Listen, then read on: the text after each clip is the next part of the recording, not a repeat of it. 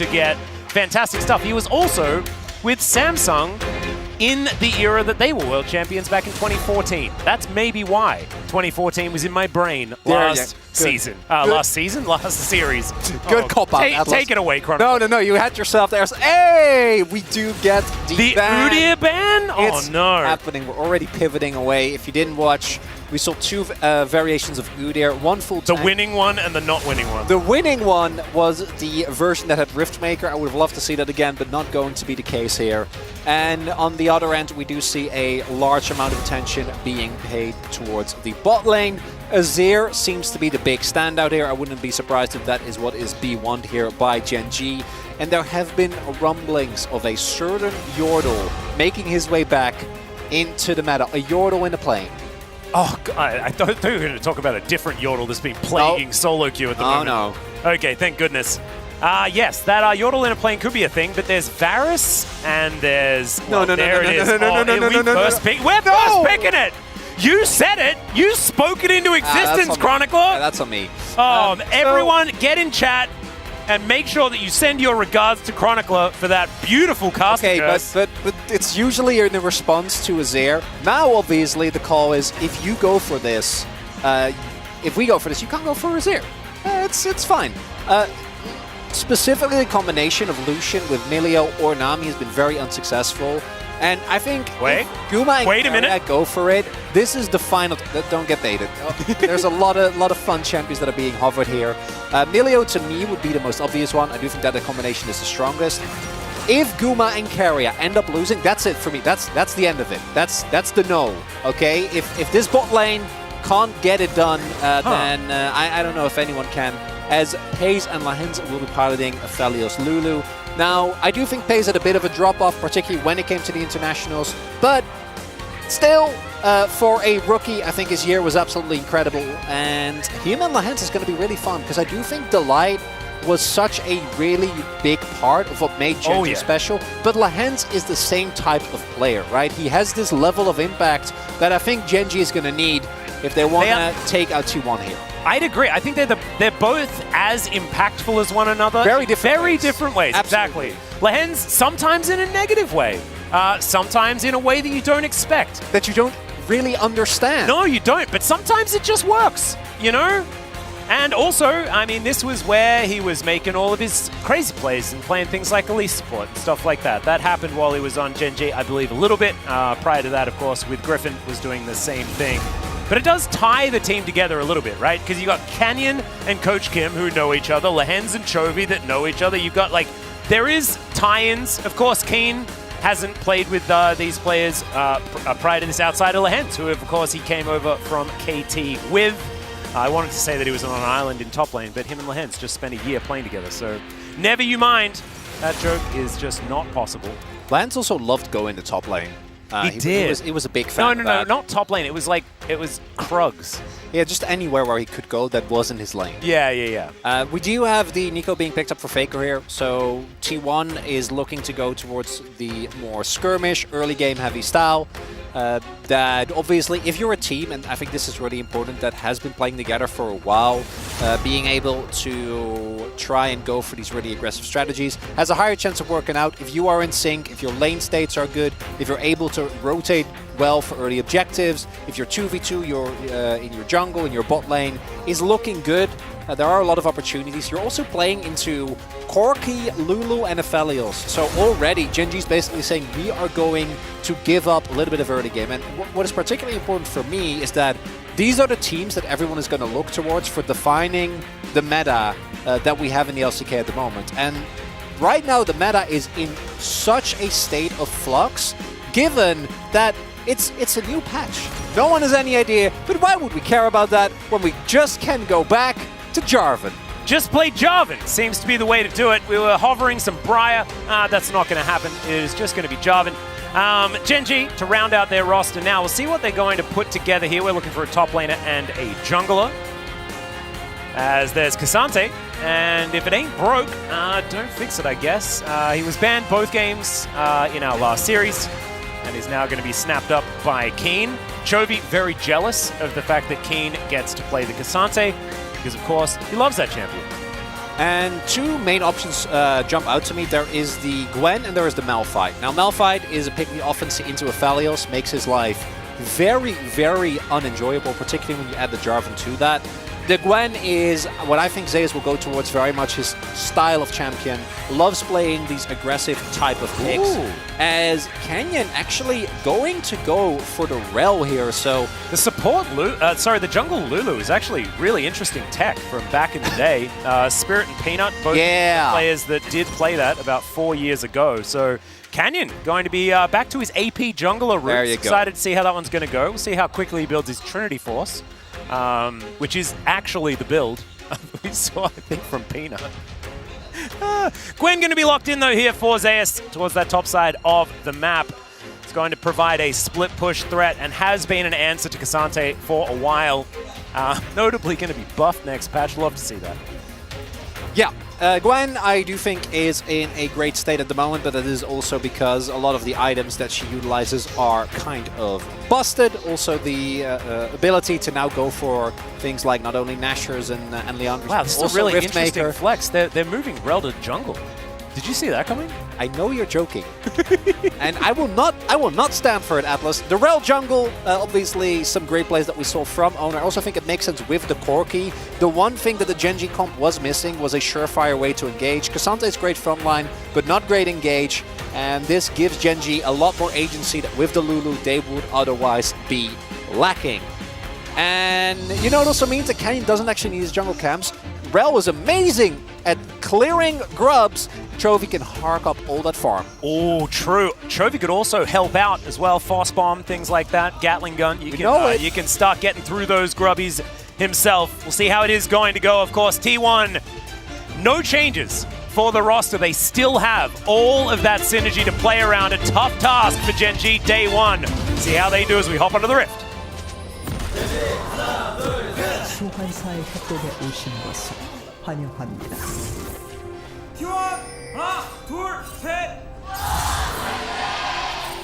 And we have the team chant leaders as well coming out once again. Really cool stuff. For T1, it was Wolf and Antara leading the charge, and it was the Genji players leading for themselves earlier on. That's really, really cool. That's a cool move. Leading a chant for yourself. Yeah, right? That's a power move. That is a power move. That is definitely a power move. Want to highlight a few things. We saw Aphelios in the previous game go for Barrier and Fleet. Pace has gone for PTA and Exhaust. So still a lot of power. I think the Exhaust also could be good against the Nico. And the Gwen. Yeah. Well, to be honest, I think even if you exhaust Gwen, if Zeus is on top of you... If you're in range to exhaust, you're probably dead. That's a really good point. Lulu will help out a decent amount. So maybe it helps you feel better about the situation if you have exhaust. It will do that. I don't know if it'll make a meaningful difference, but we'll have to see. It's like having a life vest on a speedboat. You know, if you fall out of the boat, I mean, you're probably going to be a long way away from the boat. Okay, the life vest won't help that. But a life vest also has an extra benefit, which is that you're very easily spottable. Yeah, that's true, actually. And I guess you float, and that's handy. Wear a life vest. Preferable. Yeah, that's it. Another big question that I am going to have is to what extent... As we did, easy to forget, Paze's Aphelios is quite exceptional. To what extent is Guman Carrier going to make this Lucian work? If I am not mistaken, Lucian hasn't won in LAC or LCK yet. Definitely hasn't in LCK. No, we have a sample size of 2. Yeah. But if I remember correctly, it has just not been successful in general. Obviously, level 1 always going to be a little bit rough against the Lulu, so no surprises there. Second is, what is Chovy's build going to be?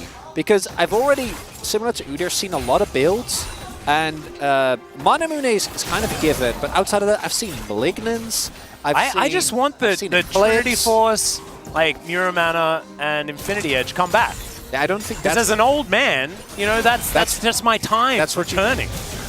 And you to can go now back to do 2014. it again. You know, that's all I want.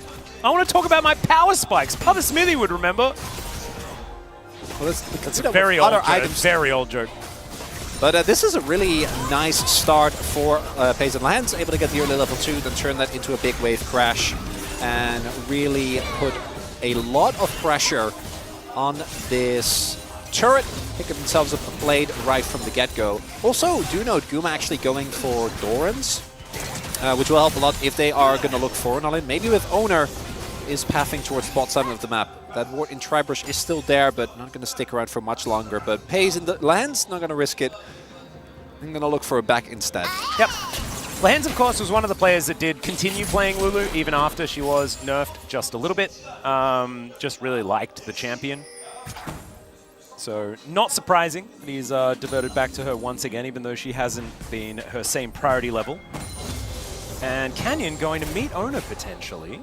As Ona lying in wait. Ooh, let's see whether Canyon is still close by. Ooh, we will land the snare, does Faker. But Ona, no follow-up just yet. Chickens coming on through.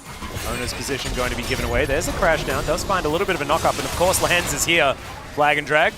Ona looking to escape. See whether he does risk going for a bit of a contest. But with that Scryer's Bloom going off, he knows that things are looking a little bit dangerous. And yeah, Shattering Strike Smite is pretty difficult to steal against. Yeah, so Lehens, instead of backing, they stayed in lane, made sure that Guma and Carrick couldn't get too quick of a crash in, so the Pace could actually catch the full wave, and then it's eroded. And it is in fact happening. We are getting it. We were wondering when this was going to be the case, when it would, if and when it would happen. And T1 are bringing out the double support item. This is something that we have seen a lot of. I'm sure the space will talk about it in detail a lot as well, but basically the amount of gold generation that you get in of itself is great. The fact that you get what I assume, at least for Guma, will be Bloodsong, a free PTA and a free Sheen proc on an item that also gives you a ton of gold is it's good. It's real good. I think it's especially good on Lucian because I feel like Lucian wants to build about 14 items. Yeah. You know, and if you get like a few of like at least budget versions of a lot of those items in one with that one, it feels very, very nice. So Gumushi going to go for it. We'll see how successful it's going to be, as of course him and Kerry are going to be getting a whole bunch of extra money. And Ona looking about grabbing himself some Kevins here, as we can see.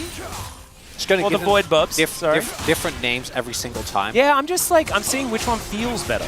You know, that's how you do it. That's how you learn. Cycle for all of them. Yeah. Interestingly, Canyon actually not going to go for the grubs here. Instead, opting to go towards Dragon. Rel is one of the best at clearing them because she can break shields. So they die very rapidly. So far, we have first Dragon equals victory 50% of the time. So it's not helpful at all. No, I'm just saying it's a 50-50, and now we might break that. And we might learn which is the stronger. Okay. Or at least which is more winning so far today. Gonna find out within the next, I want to say 40 minutes. Yeah, something like that. Should be. It's within at least the next 92 minutes. Guaranteed. I felt pretty safe at 40, honestly. Yeah, like 46 I'm never going to feel safe after that game. Okay, that's fair. On your end. I live in the same apartment complex as Achilles, right? So it's tough. Okay, all out underneath this turret here is Zeus fighting this Cassante, and I think that he wins the long fight. Even tanks a turret shot and still feels no worse for wear. A lot of biffo, not a lot of result. However, we can see that 13 CS is going to be the lead here for Zeus, building towards his Riftmaker with his Haunting Guys already completed. And us older gamers, pretty happy that Haunting Guys is back in the game. Just feels pretty good. I just think it's a cool item. It's a cool mask. I like it a lot. I'm glad it's here. And also Gwen is very happy it's here, as the Madness passive is going to give you an incredible amount of... double cannon miss for both mid laners. That's rough. Oh, it's a tough time. But still, T1 with a slight gold advantage, as the dust is all settling. A lot of it to do with the fact that Zeus is laning extraordinarily well on this Gwen. Yeah, making closer and closer, as you can see, Finish Codex already completed as well. Yeah, making really good use of the power that Gwen has in this matchup. Matchup only got better, I think, with the new items. We already saw it pre-item rework, right, where the Gwen eventually was able to get through the Cassante, but there was also a version of Cassante that was way tankier and way harder to get through, and also a version of Gwen that I think was a lot weaker. But now it really feels like even in the laning phase, you start to kind of get bullied around and not able to really contest prio. On the flip side, though, we do see that even with a 2-played lead and a CS lead of about a wave, that pace is actually even with Guma. Yep. Not ahead. There it is. Having a look at some gold here. Oh, he's even slightly behind. Yeah, he's slightly behind. And he has 2 plates? Is it 2 plates? Yeah, yes. 2 no, plates. 2 plates and a wave. Yeah. So we were waiting for this strategy to come out. And with T1 picking it up, that to me feels like kind of the okay, guys, we can pick it. Yeah, I feel like it might just be in every single game from now. Because you can just kind of build the world, Atlas, and it's fine. You know, you can just do it. You don't even need to worry about it. There are a few tactics that you can use to maximize gold and stuff like that, but you can also just ignore them and it's still good. Yeah, that's Peak Hands right there, the aggressive heal for tempo. Yeah. Chovy just going to be jumping in there with his Valkyrie and not really doing too much more. It's early days for the Corki, of course. Does still pretty much epitomize scaling. And Canyon just acting as some support here for the bottom side of the map. Man, I'm just waiting with bated breath to see whether Gen G have got any sort of coordination within the team just yet. Because, of course, they've only been practicing for a little while. And we do have high hopes for what this team is going to look like, but I think they're a little bit muted for at least the very beginning of this season. And credit to T1, we do see something that they were able to do a lot throughout Worlds as well, which is continuously apply pressure in lanes, and through that build really big laning lanes without anything happening really as of yet. One Dragon went over to Gen G, but that was an even trade, as I think Canyon should be able to just get these next round, the next round of Void Grubs to make sure that Owner doesn't get the full buff. Yep. But outside of that, T1 is 2k gold ahead at 10 minutes. Lance is also roaming away, which FaZe fortunately does have his blue gun, so at the very least they'll be able to stay in a decent space, but again, he is not going to be able to withstand the power, and it's going to have to back here, so this is a pretty big sacrifice they make for only 3 grubs. Don't even get the full package, because the Owner got the first rotation, and now that gold lead is only going to get bigger. Certainly is. Being a little bit worrying, and there it goes. So 3 apiece for both teams. Not going to have any Void Mites this time as Chovy looking to deliver something to Zeus here. He's burning down.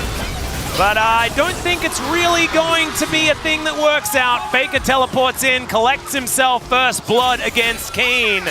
And that first one did not work out. Big thing there is that Gwen is immune, so a lot of the damage from Chovy not actually working out. One extra rocket could have been the difference maker, but not going to be the case. And now you have a worst case scenario. Chovy used this package, didn't really get anything out of it. Keen is now 600 gold behind. And Faker picks up another kill, so he's going to have his rocket belt available for any of the upcoming fights. Zeus immediately TPing back towards the top side to apply as much pressure as possible. So take another look at the play here. And the unfortunate reality is that with the immediate TP, there just isn't that much you can do. A little bit of anti-synergy there as well as Keen drags Zeus away so that Chovy doesn't actually have an opportunity to get within the Shroud again. Just a little bit of damage could have been the difference maker. And T1 pulling at 1.5k gold lead here already at 12 minutes. Yeah. Chemtech Drake going to be the second one. As you could see, was getting a little bit angry at Gen G. T1 say no, you're not allowed to do a dragon, and Gen G will listen to them this time around. Zeus on a bit of a merry jaunt towards that top side of the map, but he is going to go back home. Riftmaker already completed for the Gwen. You thought he's a problem now. Wait until a couple of items, and it's only going to get worse. And I kind of agree with you, right? Like, okay, he decides instead that it will be a execute that's going to take him home. Yeah, it makes sense because they had a lot of vision towards the bot side. They knew that no one was contesting, and there's no wave for Keen to push. So like, it's not like Zeus is going to really miss anything, and you don't run the risk of getting and giving over some gold to the opponent. If Corki gets a kill, that can accelerate Chovy. Not going to be the case. And right now, Gen G, I wonder what spikes they're going to be looking for. We do have McKills already there for Lahens. FaZe also has his Stormrazor available. They don't have to pull the trigger at some point because if they just keep giving up gold, if they keep bleeding plates, At some point, it's going to be really hard to fight your way back into the game through sheer 5v5 power, which they do still have.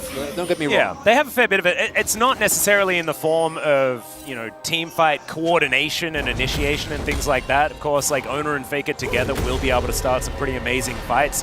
I think as far as like max DPS is concerned, Chovy and Pays will be able to help out with that one. But it's getting yourself to a position where you can really make those sorts of fights happen. It's going to be quite difficult, I would say. So we'll just see how it goes. Slahan's going to get caught out of position here by Faker, but does have Mikhail's done. Going to be able to use that one on himself, and means the Faker isn't going to kill him. So that's good news here for Gen G at least. Not going to be suffering another death. Still, it's 2,000 gold the lead. It just feels like T1 are just cruising. And Gen G, it feels like they do have to do something. Pressure going to be on. And Chovy is going to answer that call just a little bit here. Fast bomb coming out. Big one going to miss. As Faker gets underneath this turret. He's not out of the woods just yet, though, as Canyon making his way in. He gets smoked. There's a Pop Blossom. Throws Canyon into the sky. Crash down. Going to be avoided there by Faker, who goes the other direction. Finds the snare. The Blooming Burst come down, but Chovy was given enough time. And he'll come on over and take the kill. A bit of time has been bought, though, so that means that the Rift Herald will go over to T1. Still on the board at Gen G. And kill going over to Chovy is quite a big win. But if you have to give up, at the very least, the mid lane turret, you don't even have to invest the Rift Herald here. Oh dear. I don't think you're really taking that one. And now with mid lane turret gun, going to be way easier for Gen G, or for T1 rather, to generate mid lane prior, really utilize the power of that Lucian. And as we see, Chovy is scaling. He's scaling. He is scaling, Atlas. He did pick up a turret just now. He did get a kill. His co is done. He's going to have a lot of gold when he goes back. But one has to wonder, will there be enough? As there is the Blood Song, as we did expect. Quest is done. Yeah, he's got the Cyclo Sword as well, going for the build Teddy went for in game number 1. There's All Out coming on in here. Zaya's taking a lot of damage. This time, Gwen not as immune. However, if you don't hit him with a lot of stuff, he just runs away. Ghost was employed, and Zayas will be just fine. And Zaya's going to be able to walk away with that one. Still a window for Gen G because they are able to get more gold into Chovy. Attempt at punishing his overextension is T1, but will just be Zayas teleporting back and Gen G abandoning. No further gains to be had. Yeah, Coast Campfire provided here for Zayas as he does make his way back in. Rift Herald now going to be ridden into this outer turret. Owner going to connect that one. And now Kane, look at all these little Void Mites coming on out after the charge. And a remount onto Shelly as she plows her way towards this turret. Does land there. Kane just going to focus on trying to tidy up the mess that is being created here by the T1 jungler. Nicely done. It's a lot of value, and the structure's really starting to fall here for Gen G.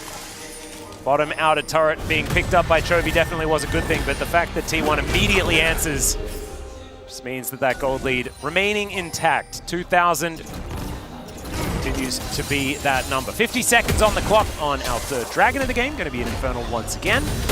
See how they go, picking up all of these cinders that will start spawning around. Malignant's now done for Chovy. Is going to try and use that. And we'll see if this is going to have more success. We also see, as mentioned, Gumayushi looks like he's going for the same build that we saw Teddy go for in game number 1 of the day. This will take Cyclo Sword into the, what was it, the Rapid Fire Cannon. However, this time around, Guma also has a free PTA built into his kit. So that should definitely help, as we do see some poke attempted to be landed here by Chovy. You are going to have to hit those rockets if you do want to get the most out of the Corki. Manamu not quite done yet. But yeah, that was not real Faker. But still, more poke is landing, and now it's starting to stick. These rockets are scary, yeah. Faker, still a minion. He's committed. Committed to the minion playstyle. And that is not the real one. Going to be backing away. But Chovy, if he continues to land these rockets with 2 items, really is starting to become a bit of a problem here. Pays with red-white. Decent amount of ammo. Will have enough for any potential fights that do come up. And secured by Canyon. Pop Blossom finds 3 from Faker, and there's the Flag and Drag as well. The option is Pays. They're looking for him, and they will be able to get their prize here as now Gen G just running for the hills. Canyon, he should be able to walk his way out because Zeus has other things on his mind. Chovy has to flash to avoid both Zeus and Owner making their way down. Lehens gets to the safety of his turret. And Pays was taken in trade for the Dragon. Could have been worse, could have been better here as well for Gen G. There is that synergy that we were talking about earlier. Owner and Faker really nicely coordinated on the engage. Pays used Exhaust, Flash, although that Flash he definitely should have held, was already dead at that point.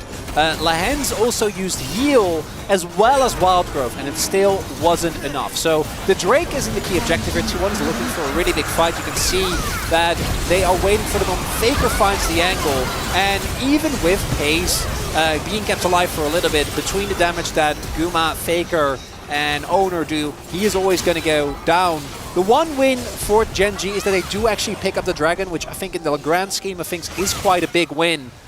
So take another look at the play here. Yeah, Beautiful. Look at that. Double or triple knock-up from Faker, and then the immediate double knock-up from Owner, while also ensuring that there's no counter-engage, because if Canyon can counter-engage there with his Magnet Storm, they might actually be able to salvage that fight. Again, a lot of defensive cooldowns are available for Pace, but not enough in that fight. Gen G, they're still holding on, but it feels like only 1 or 2 fights away from completely losing control over this game. Certainly could be. And okay, Gumayusi in a whole lot of trouble. He does have a campfire, and Chovy losing out. The full culling was what he had to contend with there, and isn't actually able to secure the kill. Does get the barrier, so that is something, but still, Gumayusi just not going to be bullied. And what I was going to say before the action rudely interrupted is that T1 just have answers for what Gen G want to do. Gen G want to have that mill about moment, right? As you're setting up for these objectives where you're trying to jostle for position, where Chovy can just rain hell down on T1. What T1 have is just hard engage from out of nowhere. And they utilized it fantastically in that Dragon fight, and if they can continue to do that, then they don't need to worry about Rockets, because they just begin a fight immediately, and then it's not quite something they need to worry about. They also, and when we talk about scaling, it's always relative, but when you look at T1, I think most of their champions scale marginally worse, right? Looking at the... yeah, outside of top lane. Well, that I was leading to. Oh. No one matches Zeus. Yeah.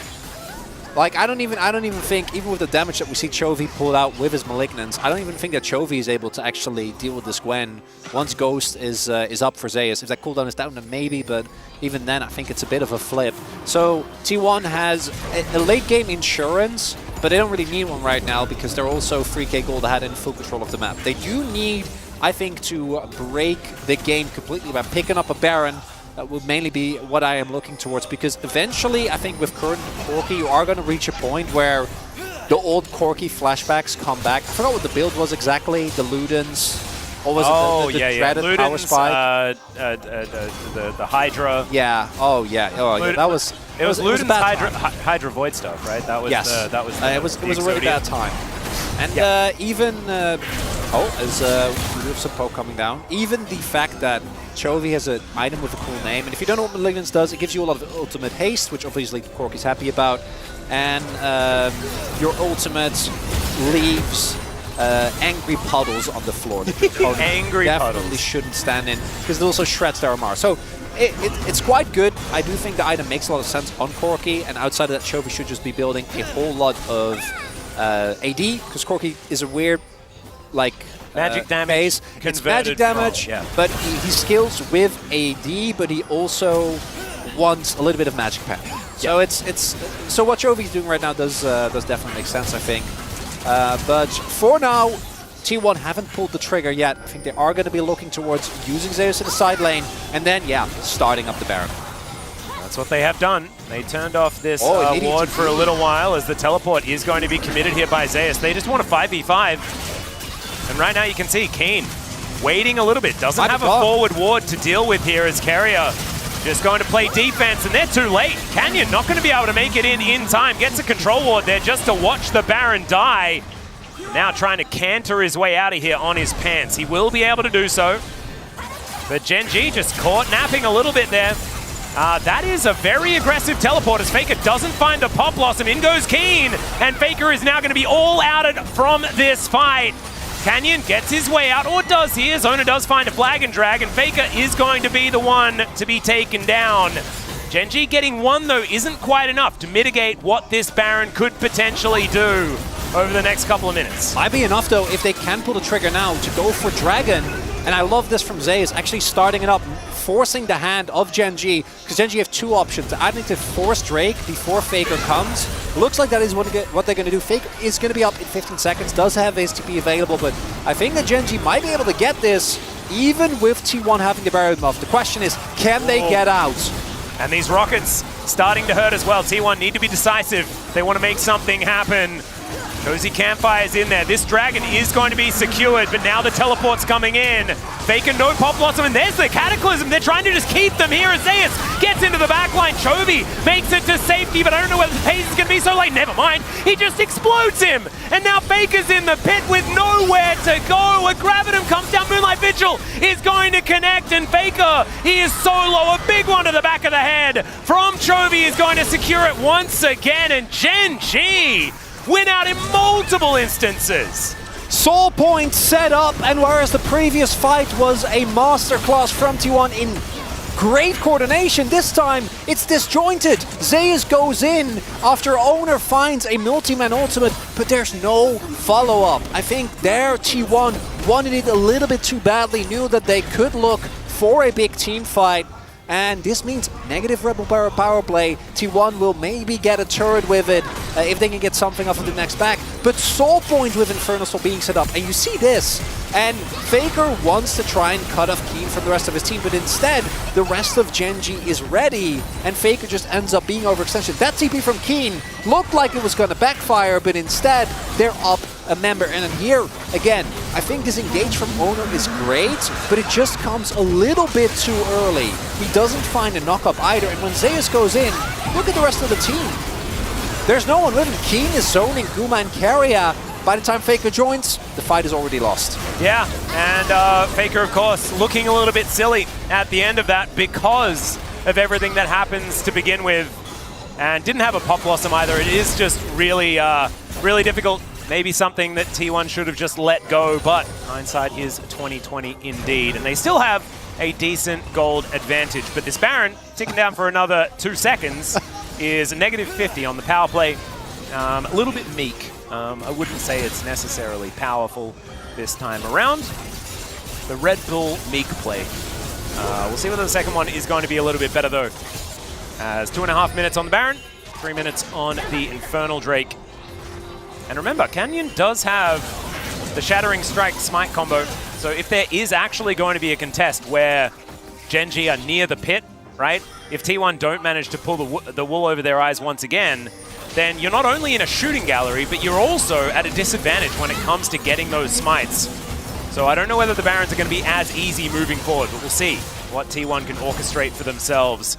As Pays, 2.5 items, or at least close to that. And this Aphelios is going to get more and more scary. As Keen, a big tanky boy. And even though a lot of the members have changed, this is the style where Gen.G has had so much success over the last couple of years. Right, when they're able to team fight, when they're able to play around initially Ruler for, what, like 5-6 years? Yep. Now Pays on a hyper carry. Item breakpoints are being reached, but T1 still has this Gwen. I still don't think there's anyone that can even come close to matching Zeus. Did get set back a little bit, but still sitting on a large lead when it comes to the CS. But Keen has actually caught up when it comes to experience, so even though he's down about almost 2k gold, Keen's impact, I think, even though it doesn't really show in the kill count, has been really good in this game. I think in the team fights, definitely. I think T1's way of winning this game is to play around Zeus in a side lane. If they can keep Gen.G at arm's length, then they should be all right. Hard engage, a little bit of a premium here for Gen.G unless Canyon can find his angle as well as possible. They do have wombo combo potential, so just let Gwen do Gwen things. They still have that gold buffer they can potentially rely upon. As Keria takes a little bit of damage here from Keen, but not too much to worry about. Got a big old zoom out as there's the Cataclysm from Ona. Gets a huge amount of knockups as Keen now in a different spot. As there's the three-man pop Blossom as Faker comes in. He gets exhausted, but it's still enough to get the kill onto the hands. The whole bottom lane's taken down. Snip, snip, snip goes Zeus. And there's the flag drag flash from Ona to secure Chovy. 4 on the ground for Gen G. T1 with the team fight. And it feels even until it doesn't. Almost a clean ace here. Only Canyon is able to get out with his life. And T1, if they don't win the game at the very least, they are going to do critical damage to the structures. Lands up in a few seconds. I don't think he's going to have the opportunity. And T1, out of a game that felt like it had stabilized, find the first win in this best of 3. Yeah, well, Canyon's going to try and do it again, but there goes the Nexus. T1! The world champions take down the LCK champions in game number 1 of this best of 3. Has been able to pull out some crazy rabbits. Lost Split, his Quinn is one that I still think of his very Rise, fondly. man. His Rise, another really good one. I'm glad you highlighted. I'm also wondering if we're going to continue to see the Udyr ban as the Corki remains banned, or remains relevant, unfortunately. In this case, though, I think it makes sense because T1 probably want to B1 Azir, which is very in line with what we've been seeing so far in Challengers as well. And you don't want to B1 Azir if Corki is available, because Akali is the counter pick that we often see, but very different style of counter pick where I think there's a lot more room to pressure, as even though Lucian remains, I think, one of the most disliked picks when it comes to how high his priority is versus his success, will still remain very high on the prior list here for both of these teams. It's going to get banned away by T1. And Azir, to me, is kind of the standout. We'll see if that is what they open with. Yep, Azir is going to be snapped up with the Orianna banned away. That does make a heck of a lot of sense.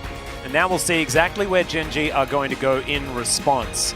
Some champions that have been banned away quite a lot recently have been things like Kalista and Varus, if you're looking at the bottom side of the map. But Cassante has been seeing a lot of bans, but I don't think they're going to be blind picking that one unless they want to flex it into the hands of Chovy. And Cassante into Azir doesn't sound like the most fun time. So here we go. Looks like Pays will be heading towards the Varus. A little bit dangerous when you can get swept up a little bit by we all know. good old Azir, indeed. As Rakan going to be the consideration for Lehens for the moment. They will lock that one in. Now T1 to round out their first round of picks. So the one pick that is still available that has been very high on the prio list and has been banned very often is the Kalista. Yep. But I do think that Varus is one of the picks that actually matches it decently well. Based on how Keria is looking, though, I think we might have something a little bit more spicy ahead of us. I actually thought they were going to go for Poppy, because Owner plays with Poppy. But all right, this the is why Zeus they were Udyr. giggling. We'll see what build Zeus actually goes for. As mentioned, I feel like Udyr is one of those champions where you can make an argument to build literally anything. Was it you that was telling me that apparently Zeus has been experimenting with lethality? With lethality Udyr. I think it was Valdez who mentioned it. But yes, that is a thing that happened. I would not love the counter pick to be Cassante. It doesn't really excite me. But it is what Keen is going towards. I think it was fine in that game. Obviously, he's stuck in a counter matchup. It is quite rough, but we'll see. Gen G in that previous game, I think mechanically did a pretty decent job, but you did see, which makes sense, this team has completely shifted how it plays. Obviously, Lehens is back, but he only played with Chovy, not with Pays. Pays and Chovy are still there, but with Canyon and Keen, you have such a different style. And we know how big Peanut was to the success of Gen G. Getting so much credit from the entire team and the staff many a time. And it wouldn't surprise me if Gen G needs some time to calibrate. And against T1, I don't think they're getting a whole lot. Yeah, right out of the gate, it's not to be expected that they will be at their potential. I want free games, so I'm hoping that they can it'd be nice. Oh, the Brand going to be banned away here, aimed against Canyon. Brand Jungle really starting to stir things up. Could be going in a whole bunch of places, though. Just have to see, but that's going to be saved for another day. Of course, Canyon does like to be the first one to start playing stuff in the jungle. That's sort of the thing that this guy has been known for a very long time. Sort of pioneered the Nico jungle era There's only a couple of players that even really tried it. There's Brad, to be removed from Carrier's playlist. He's got so many options though, so 4 bans towards Carrier. It's so interesting how quickly we should, because Rumble, for example, is just going to fall through this draft. Like, this is why I love early metas, especially in this case where preseason was basically not a thing. We are seeing the priority shift so insanely quickly, and the Udyr being picked up over the Rumble, I would not have believed you if you told me that. Even a few days ago, this is one of Chovy's most iconic picks. Oh. That is a pick that I think is also something that he excelled at, but hasn't really been in the meta for quite a while. We're going to try and really bully this Azir early, try and get as much of the shove as possible. Oh no. That's a Zeri. No, no, no, no, no. Not this after Corki as well. He wouldn't do that to us. Well, he's only hovering for now.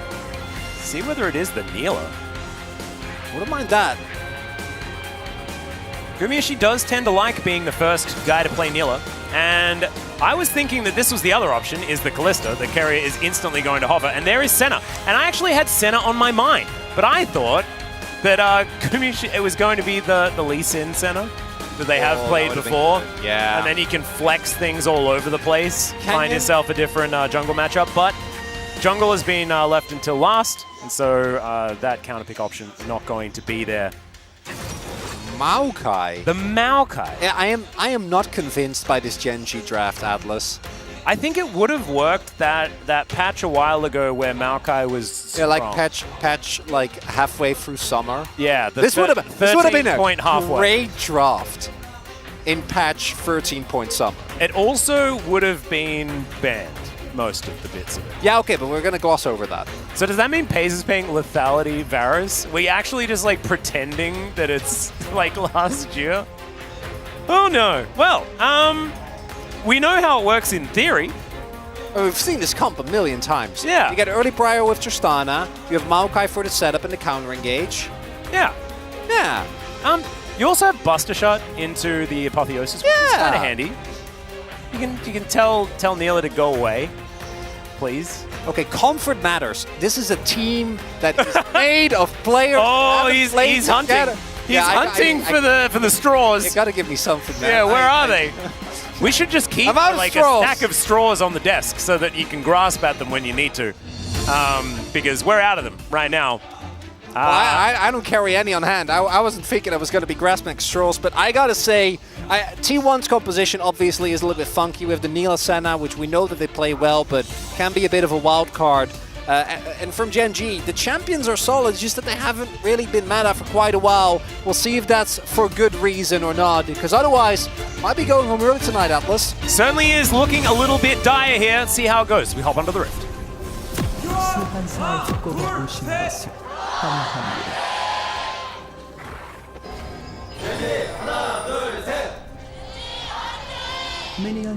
I have a feeling that there are mainly T1 fans in the audience here today. That's what I'm hearing. Lol Park kind of erupting a little bit as T1's chant does ring through. Atlas, you could say that on a nun. Oh. Yeah, this is a fair bit of damage on the carrier. It does have to flash very early on, Piercing Darkness, just to make sure that Gumayusi is going to be A-okay. And that is going to work out. Meanwhile, on the other side of the map, Keen has taken a damage or two. Has had to use his Ghost. So we've got a trade of Summoner spells. And I guess Lahen's also used his Ignite. So it's going to be positive for T1. And they are going to start towards the red side of the map here. So might have some vertical jungling happening because Carrier needs to really respect. Normally, I think the level 1 of Senna is something that you really want to play towards. But now, I don't know if that's really going to be something you can do. They're actually using, that's really interesting, using the Udyr here to allow Owner to clear through the Raptor camp faster. Very cute tech here. Good old fire circle assistance. Love to see it. Canyon going to be by himself on his one, as that is a grand entrance. Nicely done there by Lahen. 0 follow-up, but looked cool. Definitely did. Yeah, there was no E available for Paze, so you can't really do that much. Also, you don't have your Blight yet, so you really want to try and get that. Halo Blades does mean that this is going to be lethality, as we do have the vertical jungling here. Both junglers are aware that is what's happening. I say vertical jungling, though. I would not be surprised if Canyon is only able to get himself this and not more, because as we can see, Faker's actually doing just fine. Also had what is probably the most iconic play of Lost Worlds. Yeah. Against Haze's predecessor on the same champion.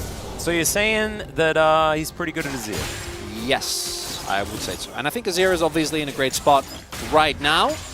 We'll see if Guma and Keria are able, even with no flash being available, I do think that the power level of this Nilah Senna is really hard to deal with. And if they can just stay in lane relatively evenly, then they are going to win out with the passive. As Azeus doing what Udyr does, just having a great old time proxying. Yep. Living his best life. We'll see what the build is going to be. Whether he's going to have the third unique one of the day. Could be very cool. Because we had a little bit of damage mixed in from Zundin. So Keria doesn't have flash. Was he just spotted? Yeah, he was. They did spot him. I don't know if it is going to matter, though. We'll see. Keria, it just hits level 3. Guma obviously has cleanse, not really that juicy of a target, even though his health bar is lower, and doesn't look like they're really going to be able to do anything here. All right, Chovy jumping on in as Owner turns up. Does find the reset, and there is the flash away from the Sonic Wave. Still, flash does come out, gets the thumbs up there from Chovy. As we can see, Canyon prioritizing some Shellfish here. We'll see how he does. Yeah, that is going to be the secure. And gets his way out. So, kind of rough there for Gen G. So, they aren't able to make anything happen towards the bot side of the map. Owner is going to be a buff up. He's going to get a triple buff, whereas Canyon only got his own blue buff. And then outside of that, isn't able to pick up the bot side Scuttle, even though his bot lane of Cryo. He did pick up the Croaks, but that really isn't going to feel too great. Still a trade that Owner is happy to take. Only thing is that Owner did use his flash, but he traded for Chovy's. So I think he's still going to be decently happy. And to me, the question is, what does Guma pick up? Is he actually going to go for the double support item again? Doesn't look like he wants to do it, and I think it does make sense on the Nilah. Might be a lot harder to... Because I think you can do it for other items, but you mostly want to do it for Bloodsong. And I can imagine on Nilah it's harder to proc reliably than it is on the Lucian. We'll see. Maybe he picks it up later. As Zeus, I'm not loving the Cassante counter pick, Atlas. Yeah, but I'm loving the Udyr, man. It's inspiring me. Maybe I'm not just going to only play Garen. Maybe I'm going to play Garen and Udyr. Yeah, but I feel like with Udyr, we're just in the honeymoon phase. Like, oh, cool, a new champ. And then within, I'm going to say 2 weeks, we're like, oh, it's Udyr. He has free prio in every lane. No, but I love that. Remember, I'm a Garen player. Okay, yeah. You know what? You know how many years it's been. I don't know what the opposite of preaching to the choir is, but that's what I'm doing right now. Yeah, you're preaching to the wall or something. To the wall? I'm not sure. I think what's on the other side of the choir? I don't know. All right. Oh, somehow Keria threads that needle. Looking really nice. Zeus living his best life between the inhibitor turret and the inner. As, yeah, we don't really have too much action. However, Owner looking to try and change that just a little bit. This time, Chovy no flash. But should be able to make his way out. Does give the good old thumbs up as Canyon is having a bit of a battle with a dragon. Going to call in some reinforcements here as Pays and Lahens turn up as well. Chovy, some honey fruit, going to be gifted to him. As Ward goes down, but Owner knows that he's not going to be able to dive into 4 people. Unless something can happen here as Gumayushi diving forward. We do have Lahens making his escape as Faker can't team up with the rest of them just yet. Oh, unless... No, not quite the angle. Rocket Jump going to get Chovy to safety. So Gen G, nice and successful, secure themselves the first dragon of the game. Despite the double unless, not a lot happening there. I actually thought that they might go for it. Lahens really taking a big risk there because he took the Senna binding through the rest of his team and it was okay, but that could have really backfired. Would be one of the most Lahens plays possible to just doom your team to certain death. Gen G do get away with the early Drake, which they're going to be happy about, but they do have to pay for it, I think, pretty dearly, especially because Lahens did get chunked substantially, meaning Pays is alone in this lane. not having the best of time. So takes a hit there, trying to set up for Lehens, but Keria and Guma not going to get caught that easily. Yeah, Apotheos is going to pull them both in. Just going to get Pays down a little bit low. Of course, Lehens welcomed back to the lane by a delivery of 50% on his health bar. And this is also the power of the Nila. They are both level 6. Yeah. Like Lehens just hit 5. Like just a few seconds ago. Whose jungle is this? It's not Maokai's, I know that. I feel like it might be Owner's jungle. Oh man, imagine. Oh, that would imagine if he. I think Canyon he kind of deserved that, man. He's been having a rough time. He certainly has. Still within touching distance, looking for the Nature's Grasp. And once that does come in, there will be a bit of power added to Genji. Similar flavor of composition than the last one, with Chovy playing once again an AD carry. Taking a bit out of the Chaos playbook from Season 1. It's really all about throwbacks for you tonight, huh? Well, it really is. I mean, he's playing Tristana and Corki, right? Like two of the original AD carries of bottom lane. So that is what he's going for this time around. Shout out to any Baylife fans from TSM from way like back 2011.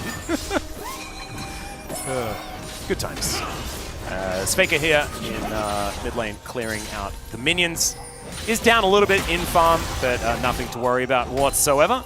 And with Chovy now going back, should be able to even things out on that score. Keen looking a little bit worse for wear. And having a look at the items, we've learned nothing yet as to what Zeus is going to be building. I'm just hoping it is just one damage item and full tank. That's what I want. I think it's just full tank. But hopefully he'll learn from Dundon. I think Dundon had the right idea though. Like, become at least a small amount threatening. All reliable always has the right idea, Atlas. Yeah. I just don't know if everyone else will follow. We'll see if he picks up a Horning, guys. We can rejoice. Otherwise, probably just going to be the full tank build coming through from Zeus, who is going all out. Zeus is going relatively low. He can press W for that shield, does do so, gets a whole bunch of his health back, and Keen has pressed so many buttons, and it has done next to nothing. Does call in the tree, as there's the Dawning Shadow, and first blood goes to Zeus! Oh no! Chovy should be able to get this kill, but I feel like the damage has almost been done. Oh, this is so silly. It's taking them forever! Oh, okay, Zeus will be taken down. The Arcane Smash going to help get some CC there. Oh, dearie me. Starting to see why Udyr was banned. Well, Owner is also going to find Chovy face checking this brush. Kick does come back. Faker also going to be delivered an assist. And even Zeus gets an assist on it. I want you to and chances of winning, yeah. Well, okay, yeah, I don't even want to get into that. Look at the amount of control that they have as well, right? Yeah. You have look at the top side. You got what, 5-6 wards throughout all of that. Owner's going to be picking up. I think he got all 3 last time. I don't know if Kenyon got 1, but he's definitely going to get 5 out of 6 here. Is Owner. So actually, he picks it up. But T1 going to be very happy with that. Void Mites picking up this many. And it looks like based on the number on the screen, actually Kenyon didn't get any, didn't actually have the prio. Because Chovy got killed. He got 1v1. Well, Faker helped a little bit. As Zeus, I guess. I mean, technically 3v1. Yeah, okay, but it didn't feel like that, did it? No, I didn't. And now, Genji still in this game. You know, 2k goal deficit at 11 minutes. It's bad.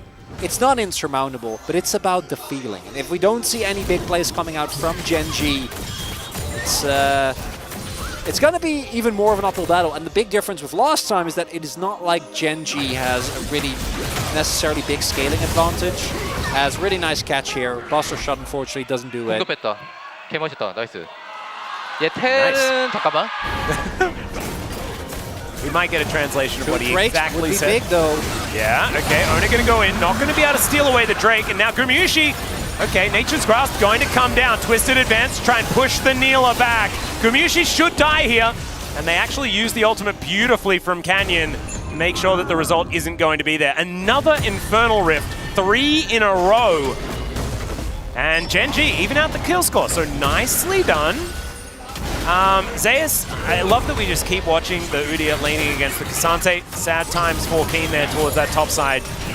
So we're just doing our defense as best we can. Lehens regretting his decision to go in there. Hayes with some free time in the bottom side of the map. We'll clear out that lane. Now, if you're an optimist, if you're a glass half full kind of person, then Gen.G just got a dragon. Yep. They got 2 drakes, you know, and Inferno is on the board. Oh dear. Surely he doesn't get away, just walk away, right? So many of the plates. As Keen has gone all out, Dawning Shadow comes in yet again. Zeus doesn't have a whole lot. He can just walk real fast though. Ona's moving up, and now Keen is the one that could just be dead. No, not going to be the case. They don't want to rub salt in the wound. Good guy T1 going to be able to let him live for now. Very kind of them. Oh dear. This Udyr situation is getting a little bit out of hand. However, Keen has evened out farm. That is certainly a good thing. He has that item with a name that I don't understand. It does just look like a Gacha Claw though. So maybe I can just call it a Gacha Claw. The Claw. Just call it the Claw? The Claw, yeah. From the movie? Yeah, from the Toy Stories. Oh no, I mean the Claw from Liar Liar. The Claw! Oh, it's the Claw! that one, yeah. Yeah. But don't the minions also say that Claw in Toy Story? No?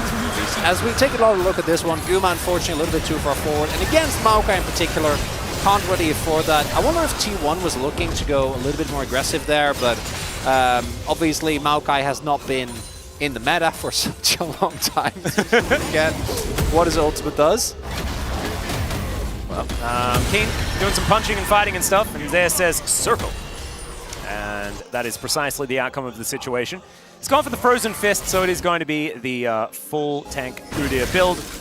Making me a little bit sad. I really want to see the Leandri's version. I want that circle to hurt, you know? As Canyon going to be punching Owner away, finds a twisted advance now. No! Corruption. Oh, the anti-synergy. Doesn't matter. He's still going to be able to grab that kill. So it's as if he landed the ult. Right, guys? Just had to put a rocket jump on cooldown. He didn't have to use his ultimate.